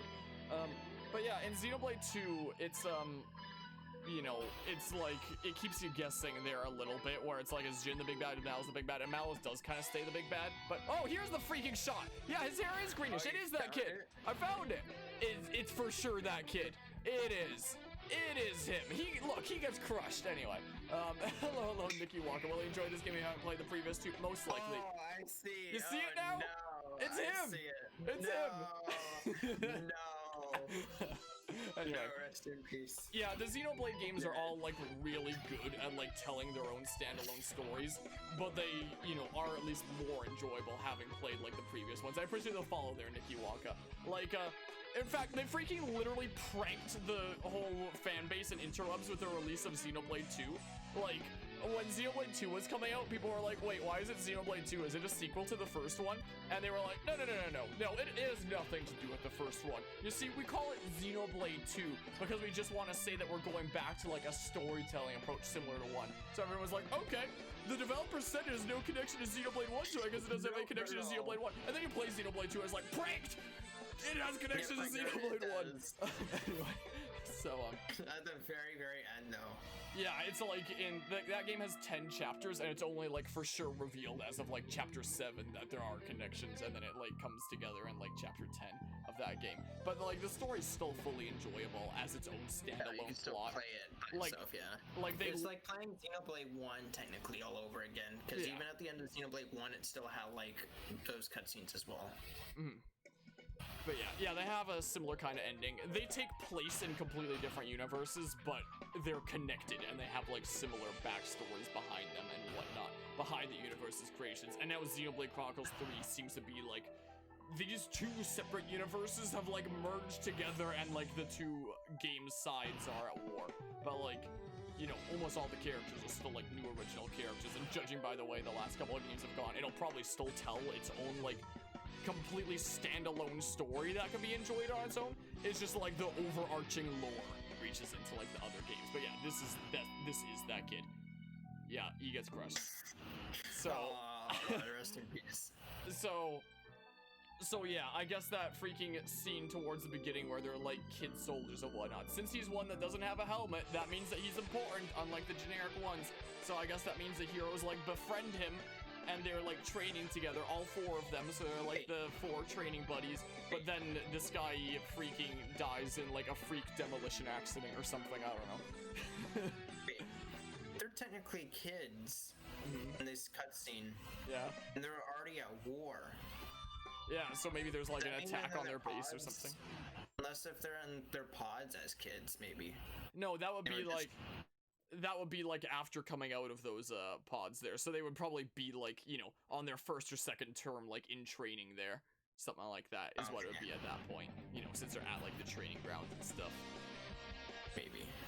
Would be the case. So I mean, what if Xenoblade 3 actually wasn't 1 and 2 merged? What if they make us think that it is, but it's its entirely own universe where none of the worlds ever merged? It was just like same exact characters, same exact stuff. It's just in that one game. Yeah, no. It'd be very, very. I think it would ruin the story. Yeah, I would agree there. The real big question is it going to factor in X? And I feel like probably not, because they're probably going to focus on, you know, wrapping up 1 and 2.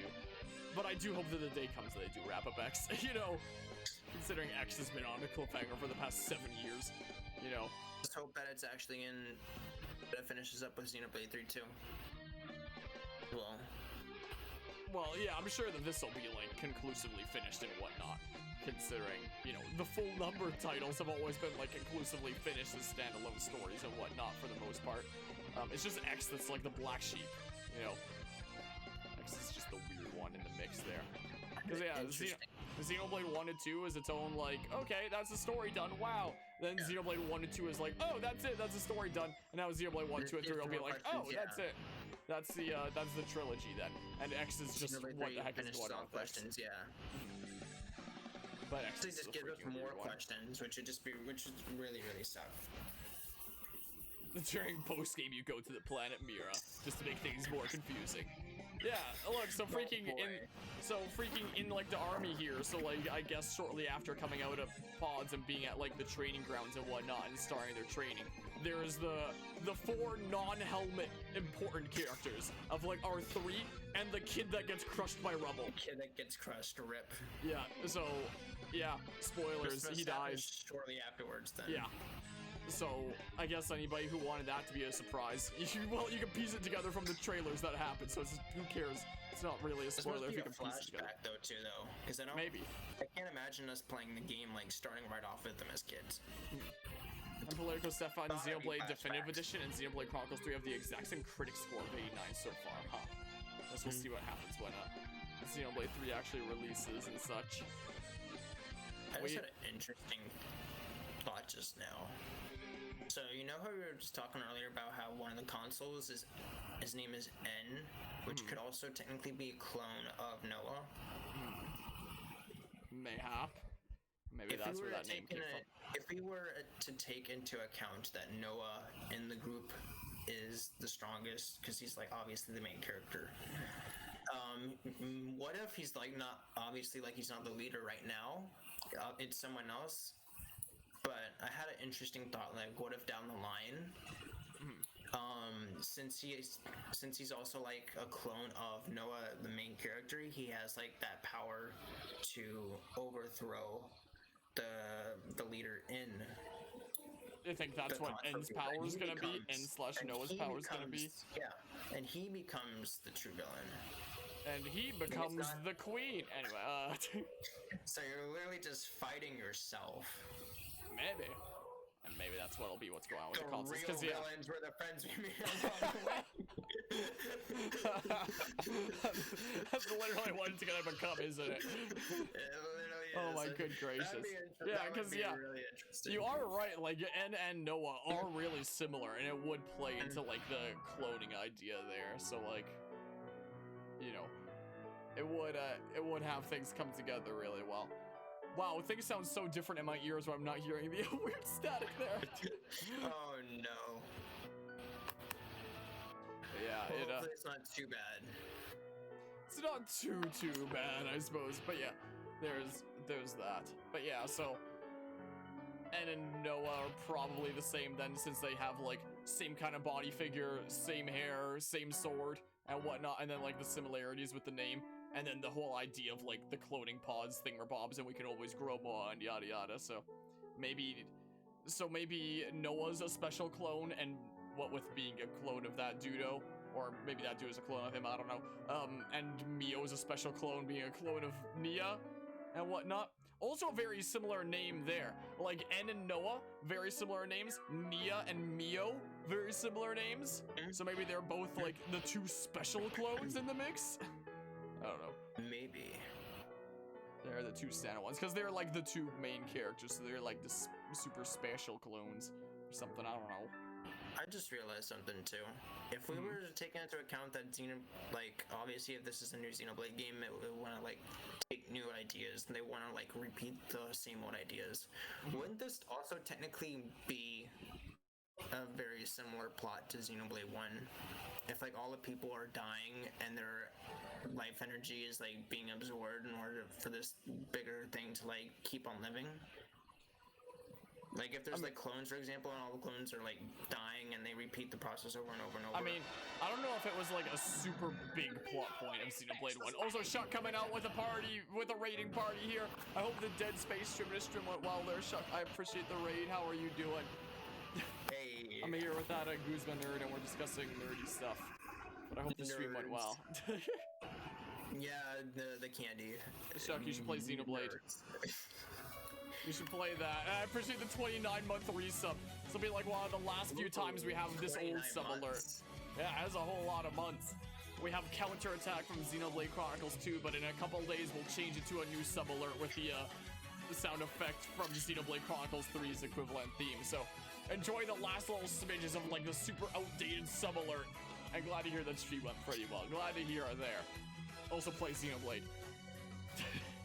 Play Xenoblade, do it. Play Xenoblade, yeah. Do it. Play Xenoblade. But yeah, I just stopped streaming a bit early because of motion sickness. That's unfortunate there. Apart from that, I hope it was pretty alrighty. Yeah. But yeah, so that's probably what's going on with like N and And in Mio, Noah and Mio. You know, it's funny how we just kind of were planning on coming into this, like, discussing, like, theories that we already had. And yet, throughout this discussion, we wound up putting together, like, more pieces than we, went into it with, and have, like, found out probably a lot of stuff. Like, who knows how much of this will actually be true. But in, like, this back and forth discussion, have probably pieced together a lot of stuff that's most likely going on with the plot here. Now that I think about it, if they were actually clones, I would just make the story feel a whole lot deeper. Because I remember there were certain clips in the trailers where it said Mia saying, "These are people's lives, like not just some toys that you can play with." Yeah, exactly. But maybe the other Dudos see them, like, since they're just clones, they're expendable, even though they are their own, like, original beings. Deeper turn. Have you ever played Soma? Isn't that the space game where it's like... Not quite space. Well, it's like a post-apocalyptic world. You're a dude that goes in for like a brain scan of some sort, and all of a sudden you're transported to this post-apocalyptic world, and it turns out you're like a copy that has been made, and you're like in this diving suit robot and whatnot. And eventually you have to go to like some deeper depths, so you need like a better depth diving suit so that, you know, you don't, you know, break from the pressure and whatnot. So you once again do what a computer does when it's transporting data. You copy paste, essentially. Because all like a cut and putting something somewhere is just copy pasting and then deleting like the original is all it is. So like you copy paste yourself onto the other thing eventually. And now you're in the new thing. And then you have like the choice of like, do you want to like kill the one that you originally were and put it out of its misery when that's who you just were and you're like a new instance? Or do you want to, you know, let it continue living and, you know, suffer in this world and whatnot and all that stuff? I think I've seen the ending for that game, because the dude also ended up not transferring it over to his new body. He was still stuck in there. Yeah, well, yeah, that version of him there. He got super pissed off, too, at the robot, and the robot just left him. Yeah, that was the case there, when she was telling him, like, well, we are on there. Again, all it can be is a copy-paste, but we're the ones that stay here, but there is a version of us that's on there. So... Soma just copy and paste, yeah. So, you know, Soma had some interesting arguments there about, like, what is an original, like, what is, like, a standalone thing, what is a person, and it makes me wonder if Xenoblade Chronicles 3 is going to, like, have some other, expand like, upon that, yeah, have, like, similar topics. And also, another topic that I'd like to touch on sometime during this here is something that we discussed a little bit in the Discord server. How there's this one line in the trailer. We already know that, like, Mio's at the end of her, like, 10 terms and whatnot, since the trailer's been, like, she has 3 months to live or something like that. Yeah.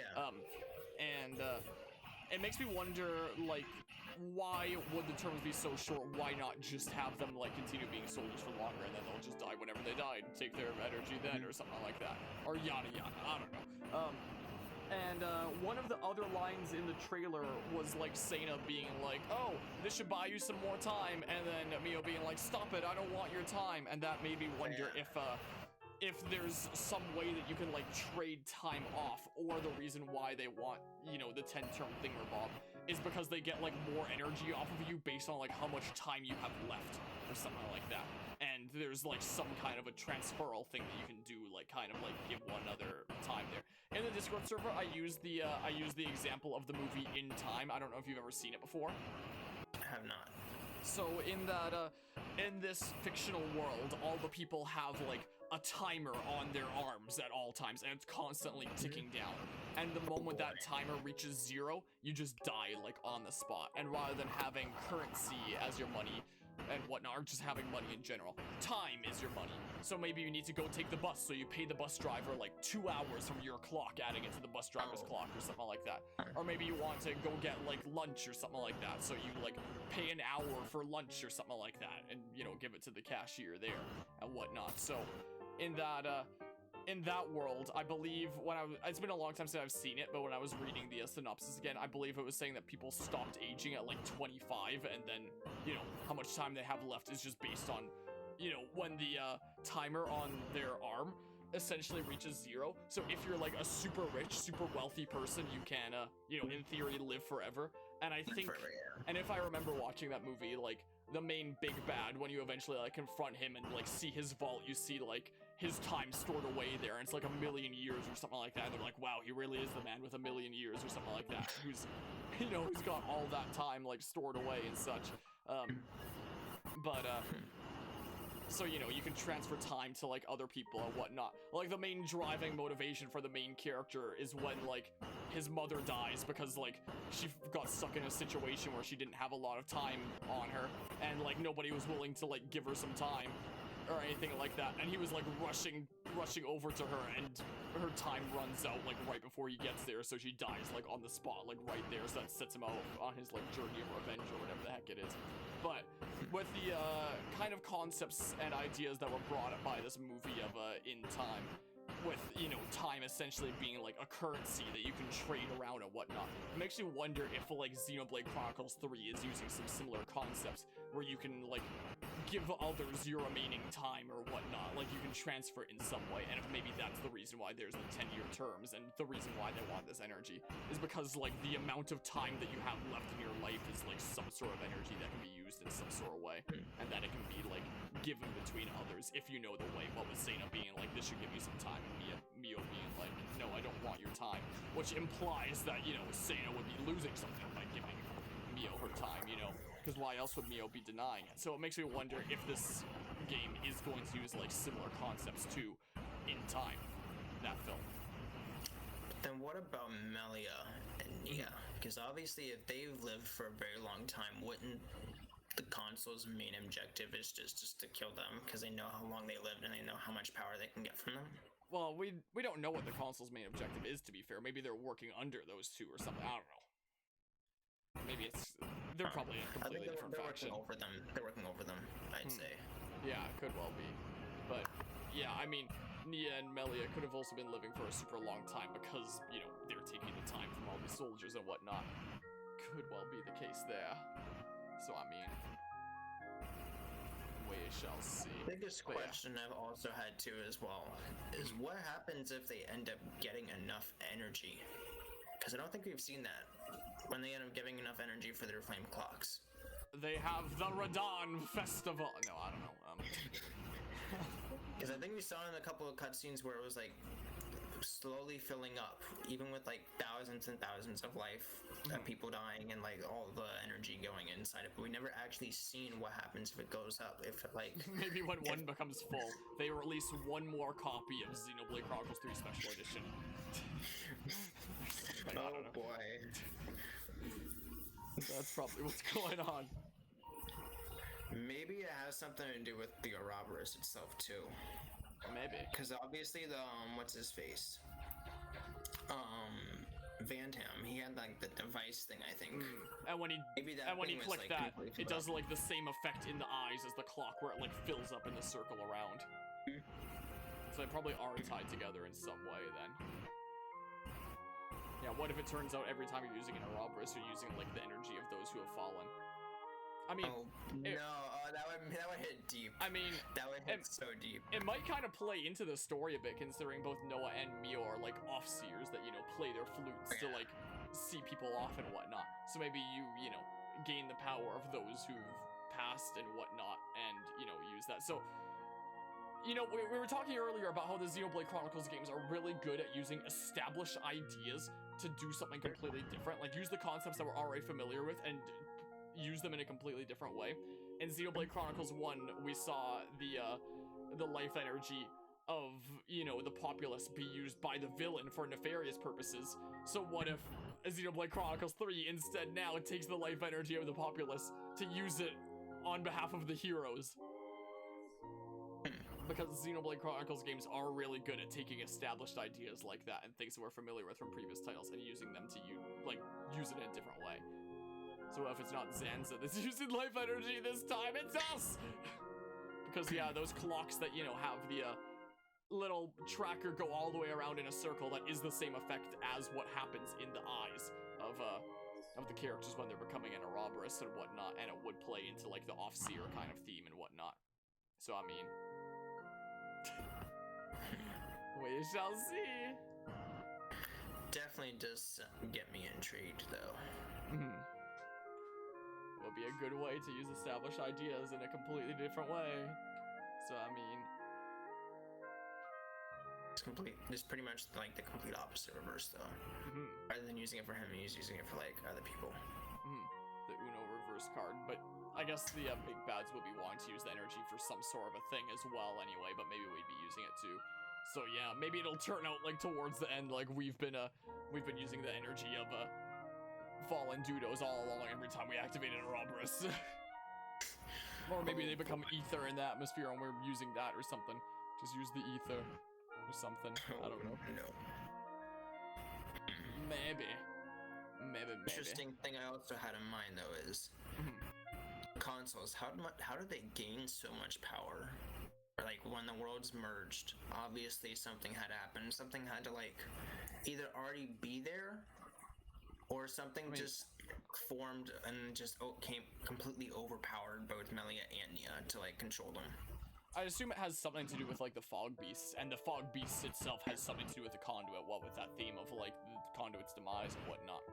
So probably that, because we have to consider that, you know, the story of Future Connected is going to be important here, you know, and whatnot. And that also, there were some cutscenes in Future Connected that I remember, like, not having been completely explained, and I figured would be explained in, like, some future titles. I don't remember what the complete context was, but maybe if I look up here really quickly, if I just, this is Xenoblade 2 Direct, if I just search from here, like, Xenoblade Chronicles Future Connected, all cutscenes. There was like this scene where Shulk and Melia were looking at like this prophecy-like thingamabob, and we're talking about how maybe this doesn't have to do with like our world or anything like that. Maybe that has to do with like a future adventure thingamabob. So if I maybe actually like screen share over to you and over in Discord, like real quick. Like, let's see here. I guess it would be like this here, most likely, and now your camera's gonna be like that. So I'm just gonna... Wait, can I use Discord 1 here now? No, not like that. Alright, I'm just gonna turn off your camera temporarily, because it's all freaking weird and stuff. What the heck is this freaking Penguins video? Finally addressing the rumors that he's in his underwear. Whatever. I'll watch that later. Critical in a nutshell. Anyway, hold on. There was like something within Alchemoth that they were like reading, I remember. Was the thing. So let's see here. Did this person have like, oh my gosh, they had shirtless Shulk for their thingamabob. So yeah, they were like reading this right here. So like Mechonis and the Bionis. Yeah. Well, I remember there was like something in here that wasn't quite completely explained, and they were talking about like maybe this has to do with like some future adventure or something, I think. Hey, Melia, let's see here. Are you now? Because I remember this was a scene that I had like questions about, I think. I mean, it's been a while since I've played you know, Future Connected here. As Dumban might say. So I mean, that's good to hear. I suppose it's no great wonder though. Maybe it's a little bit into the scene. You've been given a big role to play. How about yourself? How about yourself? Taking it in your stride. Because I think this scene was important. Well, I've been remembering our time on the Bionis shoulder. Oh yeah, wasn't the Bionis shoulder like not even an explorable area in the original game, but they made it an explorable area in this in like Future Connected? You could explore in the original game if you hack the game. They had the area mostly done for the original game, but it was cut before it released. But if you use like third-party software and hacking and whatnot, you can explore the Bionis shoulder in the original game. And the area is mostly done, but there are like some buggy areas because, you know, it was never completed for the original game. But it's like 80 to 90% done for the area, at least. You know, for the environments and stuff. Like the one area of the conduit in Xenoblade 2.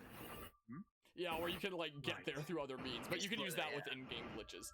So maybe it's this, like his thoughts on the Rift. Because I assume this is going to be important for Xenoblade 3. Much about it. I've never seen anything like it. The Fog King, I mean. The Fog King, it's alien to the Bionis and Mechonis. Almost like it's from another dimension. Indeed. The Rift is a complete and utter enigma to us. All we know for certain is here and there, and there's like this staticky stuff coming through. Yeah. A wholly new threat for a wholly new world, like the world of Xenoblade 3. New world. Sounds ominous. To be fair, there's a lot about this world that's different. Frankly, it's anything to guess right now. Yeah, I'd say the conduit probably has something to do with it. Yeah, Even though it's got to in some track way. name itself says the conduit's demise, it has to. If it doesn't, if it's not even in the game, I'm gonna be even more confused. And lines like this are very intriguing. Disaster, complete ruin, inescapably looming over our future. For our future. You know? I know not why, Like Kevis and Agnes. but I feel. When I consider Like dread the I rift. feel when I consider the Hey rift. now. I'm sorry. So the rift is I know we going have a to big task have like ahead. some sort of a big I'll thing. try to I feel keep like my there chin will up. be like some sort of fog beast corruption thing It's going okay. on. Your misgivings may just be. I also just realized, I think that's also when the world is also slowly starting to merge, because I think that particular Fog King enemy is actually a boss from Xenoblade 2. Like the design, like, You you think know so? that in Mortha, in the land of Mortha, the Was it like scientists, foggy though? No, it wasn't foggy, but it was the exact same design. So maybe like you know the so maybe the Mortha monsters being transported to the world of Xenoblade 1 are just like these foggy kind of offshoots or something like that.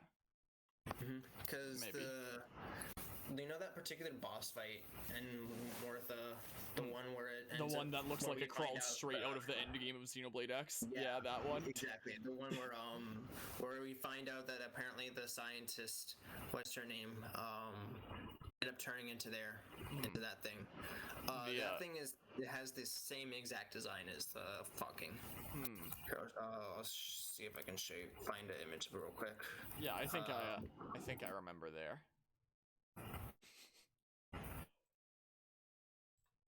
Yeah, I do believe I It's recall very there. interesting because there's also a boss from the land of Mortha, which is apparently like the ancient ruined part of like that city. I think I literally have a meme on my computer from Xenoblade 2 that says this looks like it crawled straight out of the Xenoblade X endgame. Yeah, It's freaking literally that. literally this. Oh boy. Which is why I thought of, saying that it crawled out of the Xenoblade X endgame, because it does look like it did. Is the thing. What the heck is going on out there? Is someone zooming by? No, it's just a plane in the sky. Oh, I can't plane. believe you could actually hear that. Yeah. That's wild. That's hilarious. I thought it was someone like zooming by full speed or something. Nah.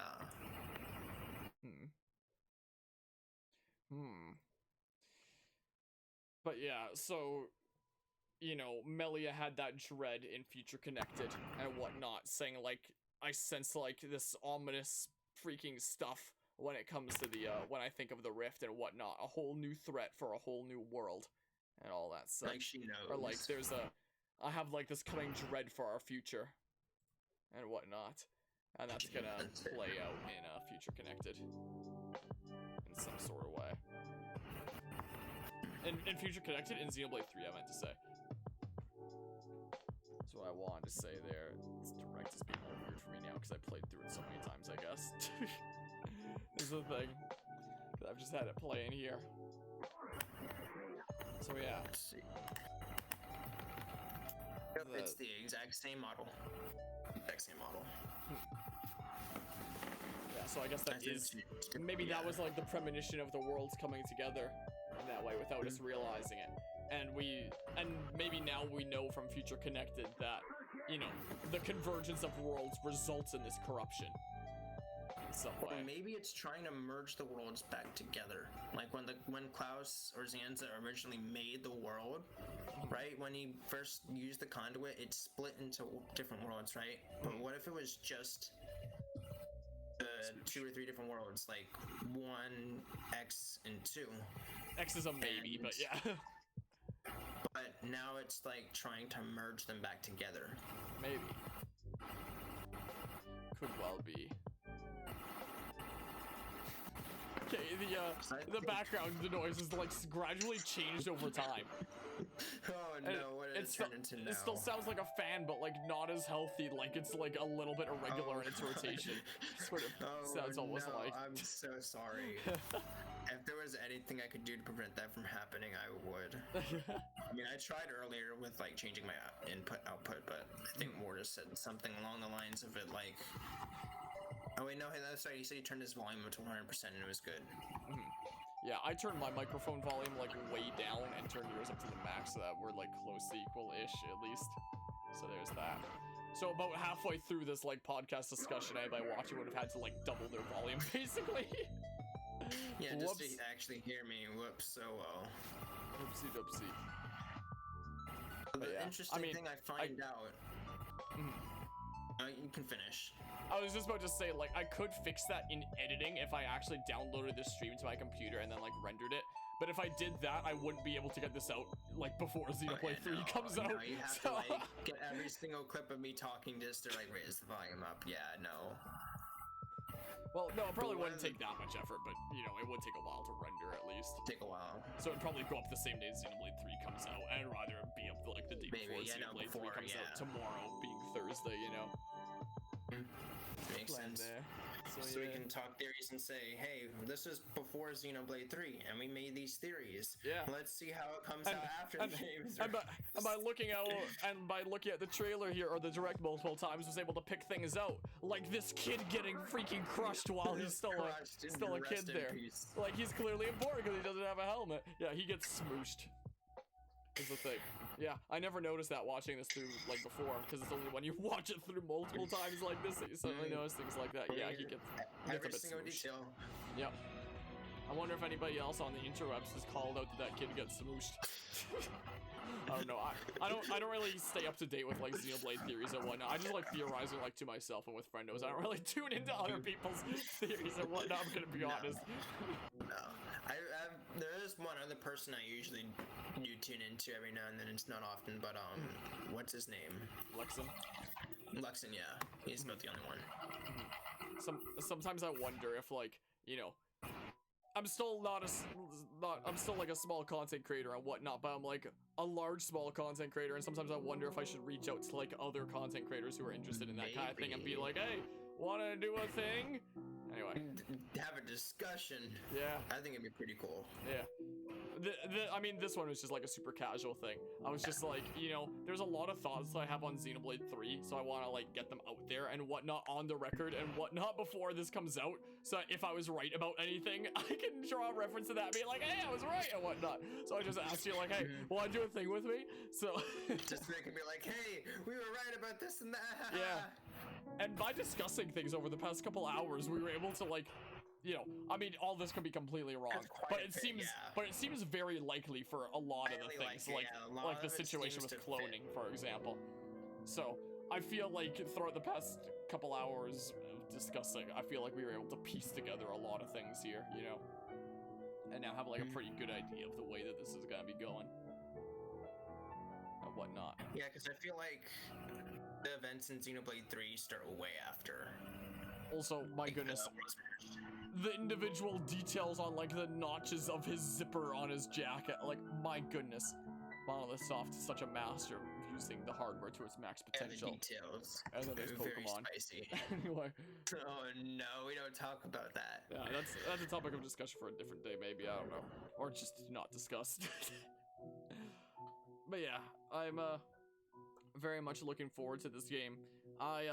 I have a Fragapalooza meeting half an hour from now, so, you know, there's still a decent bit of time here and whatnot, but if there's anything else that you want to, discuss here, like any other topics here, there's the cool thing with, like, Noah's sword becoming, like, a freaking wrist hand thing, or that'd be handy for me with my wrist issues I have. Oh, yeah. Stabilize my wrist. Stuff. Definitely help you out there. I actually did have another interesting theory. Space station. What if that makes an appearance again? Because obviously it was destroyed at the end of Xenoblade 2, but we could still see like remnants of it, like Mortha. Like, what if Mortha was also merged into Xenoblade 3 as well? Maybe. If I had to predict, I feel like we probably wouldn't see the space station again, but I feel like we might see the other beanstalks. Potentially. And like the other space elevators. Yeah, maybe here. If I had to hazard like a just random guess there and whatnot. Maybe. We shall see. I just hope some of the characters we get to see aren't just like Melia and Nia. I hope we do actually. Yeah, no. No, screw them now. We want freaking Rex. Actually, no, not Rex. Screw him. Alvis. I feel like Alvis would probably be the most interesting character to have return. And not even just Mithra or Pyra, just Alvis, because I feel like there's still a whole lot of mystery surrounding him. Yeah, I feel like, a lot that wasn't explained with him as of yet. Just, for the sake of being able to tell the plot the way that they did. Like, what did he wind up triggering that sent him to the world of Xenoblade 1, for example? Like, Hub's just like, he triggered a space-time distortion event and he got transported to another world. It was something what like if he that. actually manipulated Shulk to get him to want to wish for a world without gods, and then he ended up, getting exactly that, and then because of that happening, Alvis ends up like could probably be like a secret villain as well, and even in Xenoblade 1, but also in Xenoblade 3, where he's like, haha, you fool. Because he even tells Shulk, like, he sees like the world walking hand in hand, but even like, because like the events that happened, he could have fooled him and said, no, that's not actually what I saw. I'm like telling you what you want to see, when technically I'm like the real villain, and this is what's they also couldn't have planned things out this much like 12 years ago. Also, I can't believe that it finally took them 12 years to add a Machina party member. I assume that's what Lance is. Yeah. So I know everyone was like, what the heck, why is there no Machina party member in Xenoblade 1? Anyway, but yeah, possibly. I feel like Elvis doesn't have too much of like a drive of his own. It feels more like he just kind of attaches himself onto like, helping, assisting others like the AI he is, but he still has like a little bit of a personality and whatnot, so like he'll make his own decisions for who he wants to serve and such. But he was raised in the same kind of environment as Malos and Mithra there, like in that artificial world that turns them from like Blade, that turns them more into people rather than just like programs, and that's it. But because he triggered that event that sent him to the world of Xenoblade 1, he didn't spend as much time in this like artificial world as Mithra and Malos did. Why am I forgetting names for a hot second? Which is why I believe Malos and Mithra are like a lot more person and human-like, because they had a lot more time being raised in this virtual environment, and Alvis had a lot less. So he's kind of like this mishmash of like just computer program along with having a personality of his own. It's kind of like this weird half and half thing because he didn't spend as much time in there. Is the case. But he is still very mysterious. But the impression I get from him, at least, is that he doesn't have like a lot of drive of his own, and he's just there as like the helpful guide that will also help others along the way and kind of make his own decisions. Yeah. But also make his own decisions on who he wants to like help out, because he does still have like a bit of a personality of his own. Like he did still spend some time in that environment, just not as much as Malos and Mithra did. Yeah. Didn't become like a full developed like AI person like those two did. He didn't completely just serve Sansa. He eventually like sided with Shulk eventually, and he's like, you know what, nah. I'm gonna side with Shulk because I feel like Shulk probably knows what the better decision is, because Zanza, your time is up. Yeah, could well be there, and him also having like the outside knowledge of knowing everything that Zanza's done and whatnot, And I'm also siding with probably the person who's probably becoming stronger than Zanza himself. Potentially. Something else I'm just now noticing in this trailer here, if I turn off my camera for a hot second, when it's showing like changing time, right next to the map, it shows what appears to be like one of those clocks with like the energy filling up, essentially. So it makes me wonder if that has something to do with like the Ouroboros or like the closest clock, where it's like stop things before it becomes full or something like that, or if that's gonna play in like gameplay wise in some way. So who knows? Maybe mayhap. I guess the only thing to find out is just play the game. Yeah. I guess 2 days to go when we play the game. Yeah. I'm gonna go to sleep like early tomorrow, and then you know, get up right for when my local GameStop opens. Maybe I'll get there a little bit before it opens and Right stuff. when it happens. And then, you know, run home and freaking stream all day. So I'm gonna won't be able to play until I get out of work on Friday. So as soon as I get out of work, I'll be like straight to GameStop, and you'll probably be streaming by then. You'll probably be streaming like around. Yeah, stop on by, see if we're in the middle of like some side quests or something, and can talk about what's going on and stuff. Yeah, you can tell me, but not spoil it too much. Not spoil it too much, you know. Noah dies. Everyone dies at the end. Everyone dies. It was all an illusion. It was all just a dream, just like how Mithra and Pyra were in Elysium. That's all it ever was. What if Nia/Melia are being controlled by like that rift thingamabob, but they have like a redemption arc at the end, and they die and they sacrifice themselves, and it's meant to like complete their character arc or something. I don't know. Maybe. I think I'd honestly prefer if they just become like a playable 7th party members. This is what I feel like I'd prefer. I can see that happening. Rather than them just sacrificing themselves, because then who would become the leaders? Like Noah and Mio? Maybe, I don't know. Maybe. I mean, they do represent their respective. They do kind of represent their respective worlds and whatnot, I guess. Maybe. Like Noah representing Xenoblade 1 and Mio representing Xenoblade 2. And whatnot. So I mean, and we do have like the whole party mix of like 3 Xenoblade 1 characters and 3 Xenoblade 2 characters. And then if you put like Gray in your party, then you have 1 Xenoblade X character. So you have a party from like all 3 of the prior games, essentially. All 3 games. Yeah. Well, if Gray is technically, if he is from Xenoblade X and he is perhaps in the game, then I could possibly actually see some Xenoblade X could be confirmed in the game. Maybe. It could just be like a for fun thing for like, hey, you fans of Xenoblade X, here's a guy that's literally like got character design based off of X and, you know, uses a class from X and whatnot. Here's like a big cookie for you, X fine. Yeah, like Cosmos, for example. So it might just be like a big cookie for like X fans is what it might be without any story connections, maybe. We'll see. We'll see. We shall see. Time will tell. Good talk. Good talk. Good talk. Is there anything else that you want to like go through and cover here and not whatnot? that I'm aware of. No. I know there's 400 tracks.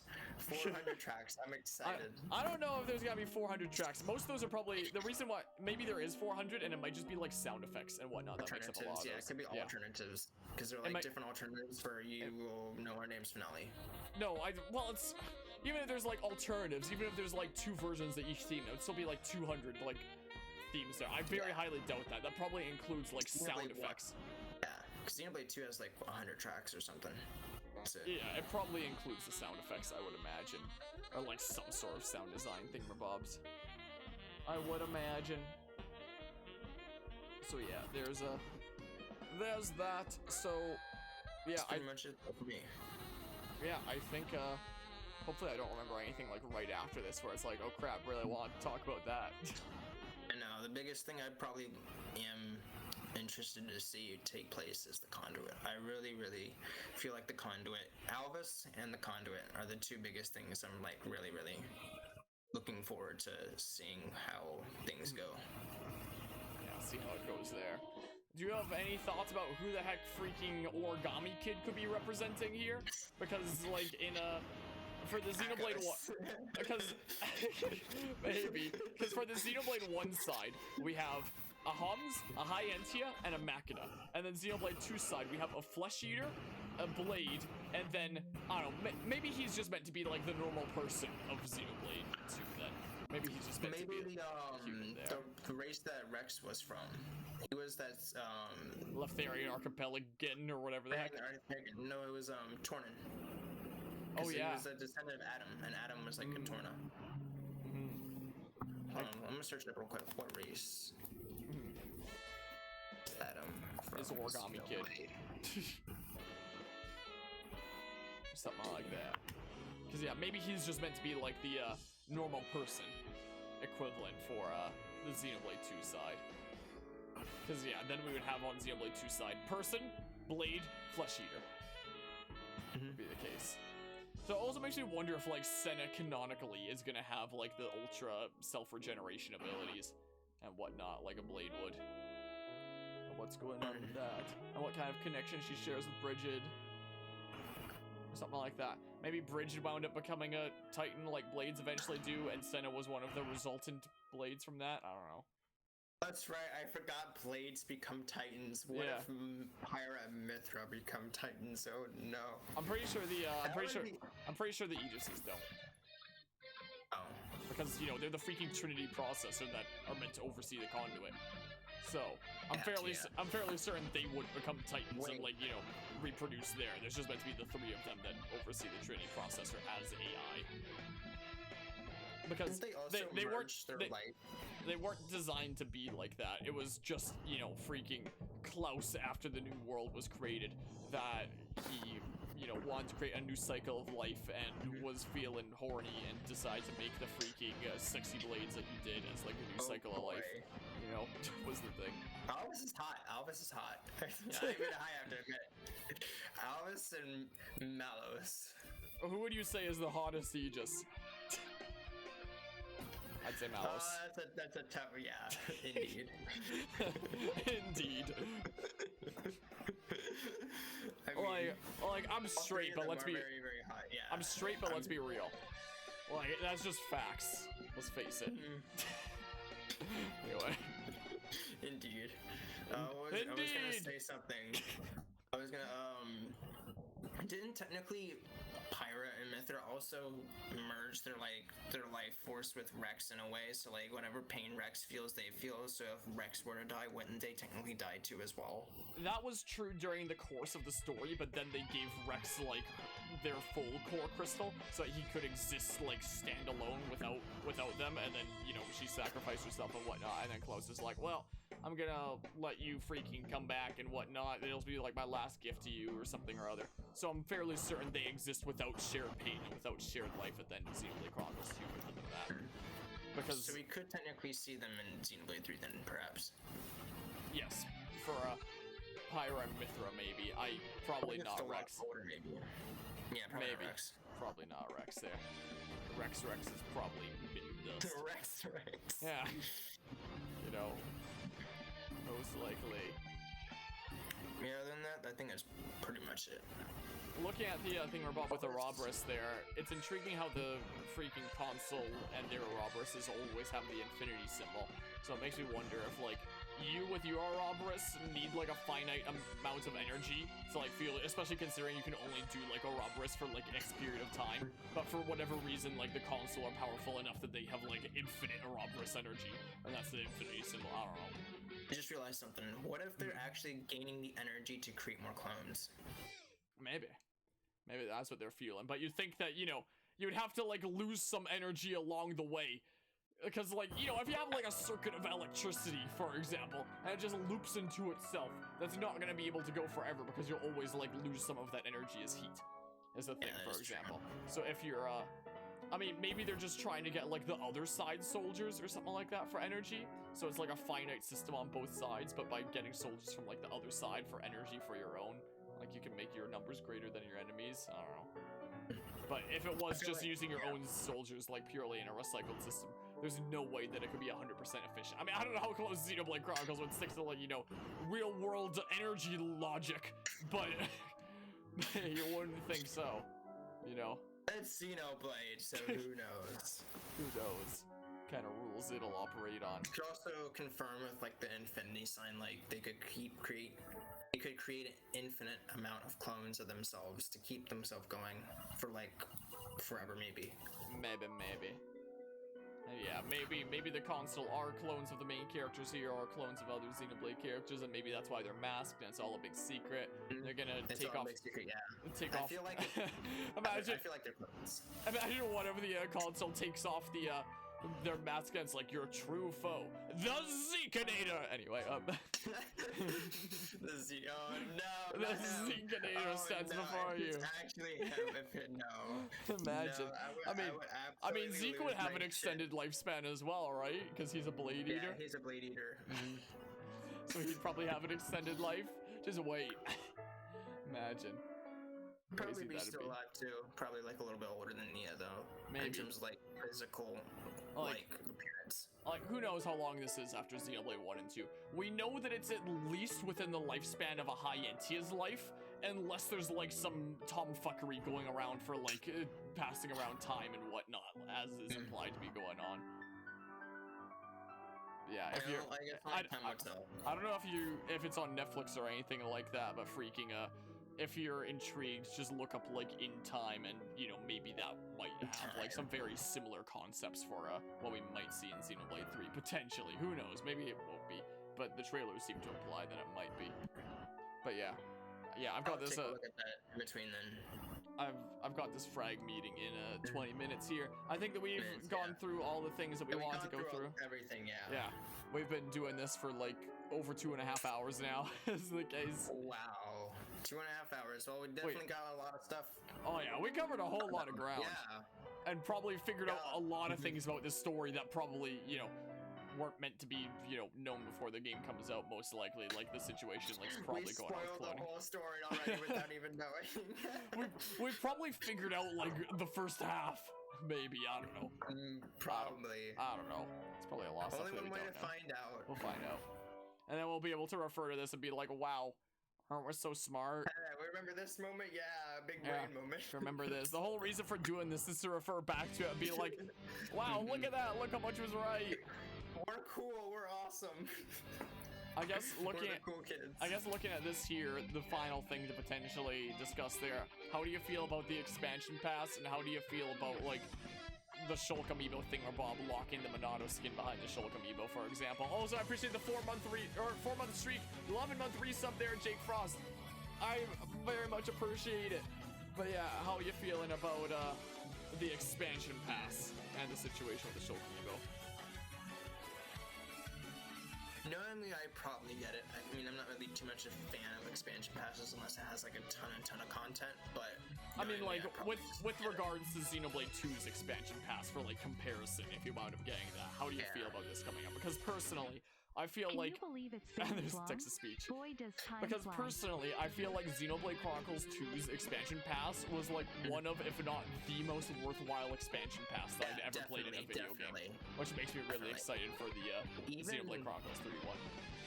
Even just Rex and Fiora alone just making an appearance. I meant Shulk and Fiora making an appearance in there alone is just like pretty awesome. I mean, they did say that there would be like 2 more heroes added, and I think they showed the outline of one of the heroes already, and it didn't look like an already known character. I'm fairly certain, but I guess we'll know when that comes out too. Guess we'll know. But yeah, I felt like I got insane value out of the Xenoblade Chronicles 2 expansion pass. Definitely, like, yeah. I don't really like the idea of like games as a service as a model, or it's like, you know, ship the game in this state right now, and then, you know, it'll be like a year down the line that like all the content of the game is available and the game's like complete now. But the way that it was handled in Xenoblade Chronicles 2 was actually like really, really good. It's really worthwhile, yeah. It's not like the kind of thing like you'd see if you were playing like, I don't know, a modern Ubisoft game or something like that, where it's like, gross. You know, like MonolithSoft actually does a really good job with it, and has their main games like not feel lacking at all. Like freaking Xenoblade 2. What a freaking beefy game in terms of content. I'm sure that this will be as well. So like, I'm sure there'll be plenty to do, and that, you know, if the value of the expansion pass of Xenoblade 2 is any indicator, that the expansion pass of this game will probably be pretty darn insane as well. Most likely. It's 15 gigabytes, it'll probably have a lot of content. Yeah, I imagine. Well, 15 gigabytes by a group that actually knows like how to, you know, compact things pretty well and whatnot. Unlike companies that don't know how to / don't bother, like modern COD games at like 200 gigabytes, you know? Oh yeah. Even like on like the PlayStation and such. Oof. Oh yeah. Some of them companies that don't compress their games at all, you know. Some companies we don't speak about. Lazy. Yeah. So just taking the easy way out, the cheapest, most cost-efficient way out that gets the game out the soonest. Don't bother doing any of this other stuff. Yeah, that's the way that'd be. But not MonolithSoft, from what they've seen in the past. Unless it turns out Xenoblade 3 is just like one area. It's like, how is this 15 gigabytes? You know? Yeah, no, that would just Be Freaking, like, no, how? freaking, when I do a recording for like several hours, it winds up being like somewhere around that kind of thing. Like if I'm streaming for like a long part of the day, if I download, say like a 6 or 7 hour stream for whatever reason, that's gonna be like 15 gigabytes. So crazy to think that like a stream of about that long is about the size of Xenoblade Chronicles 3. Size of the game, yeah. So like, you know, looking at something like this, you would probably think that it would probably take up a lot more than 15 gigabytes, but you know, see how massive it is. There's clearly going to be a lot of content, and good on MonolithSoft for like being really good at compressing their stuff, making it really efficient. Perhaps it is as good as Xenoblade 1, if not better, so Is what people are saying. Find out ourselves. We shall find out there. We shall find out. I'm looking forward to it. Hopefully the ending isn't rushed. Hopefully the ending isn't a cliffhanger like X. That too. And whatnot. And hopefully my special edition order isn't canceled since it wasn't under my order history under my account. But I do have an email with order confirmation, so get their money back if they don't send it. I want my money back. I want my collector's edition.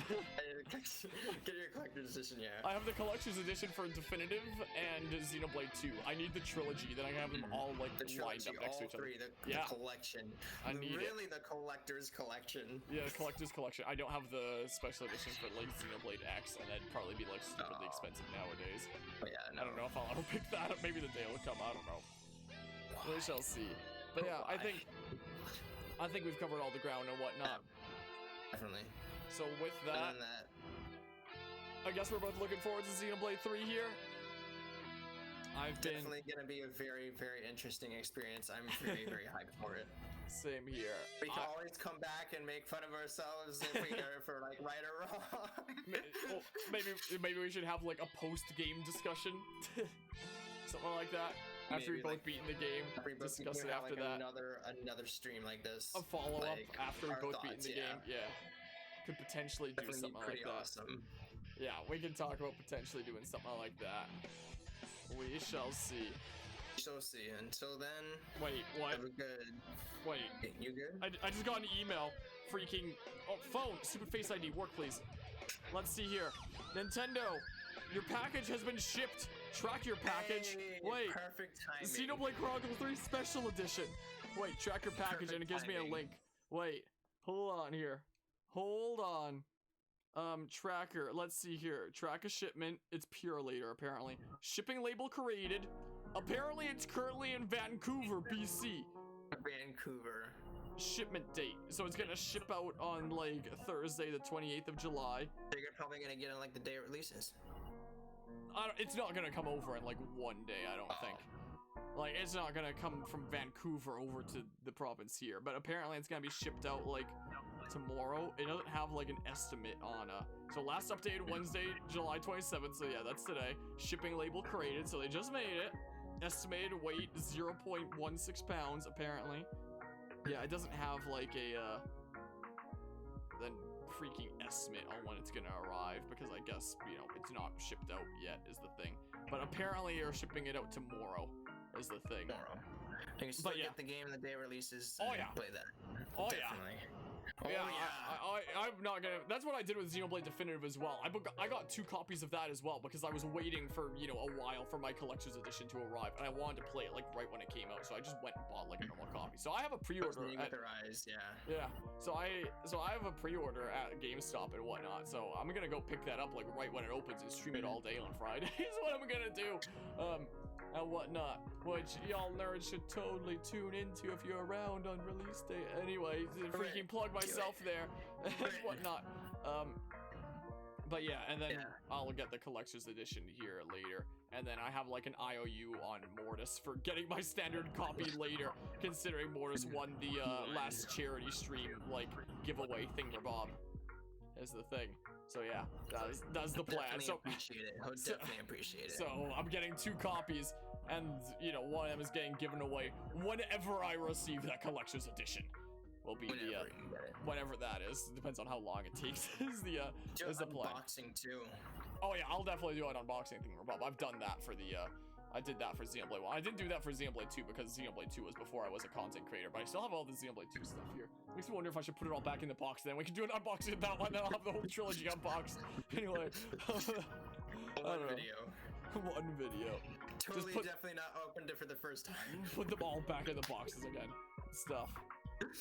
Anyway, yeah. I've got this Fragapalooza meeting in 10 minutes here. I've been Acoustic Harmonia. This has been your boy Guzma.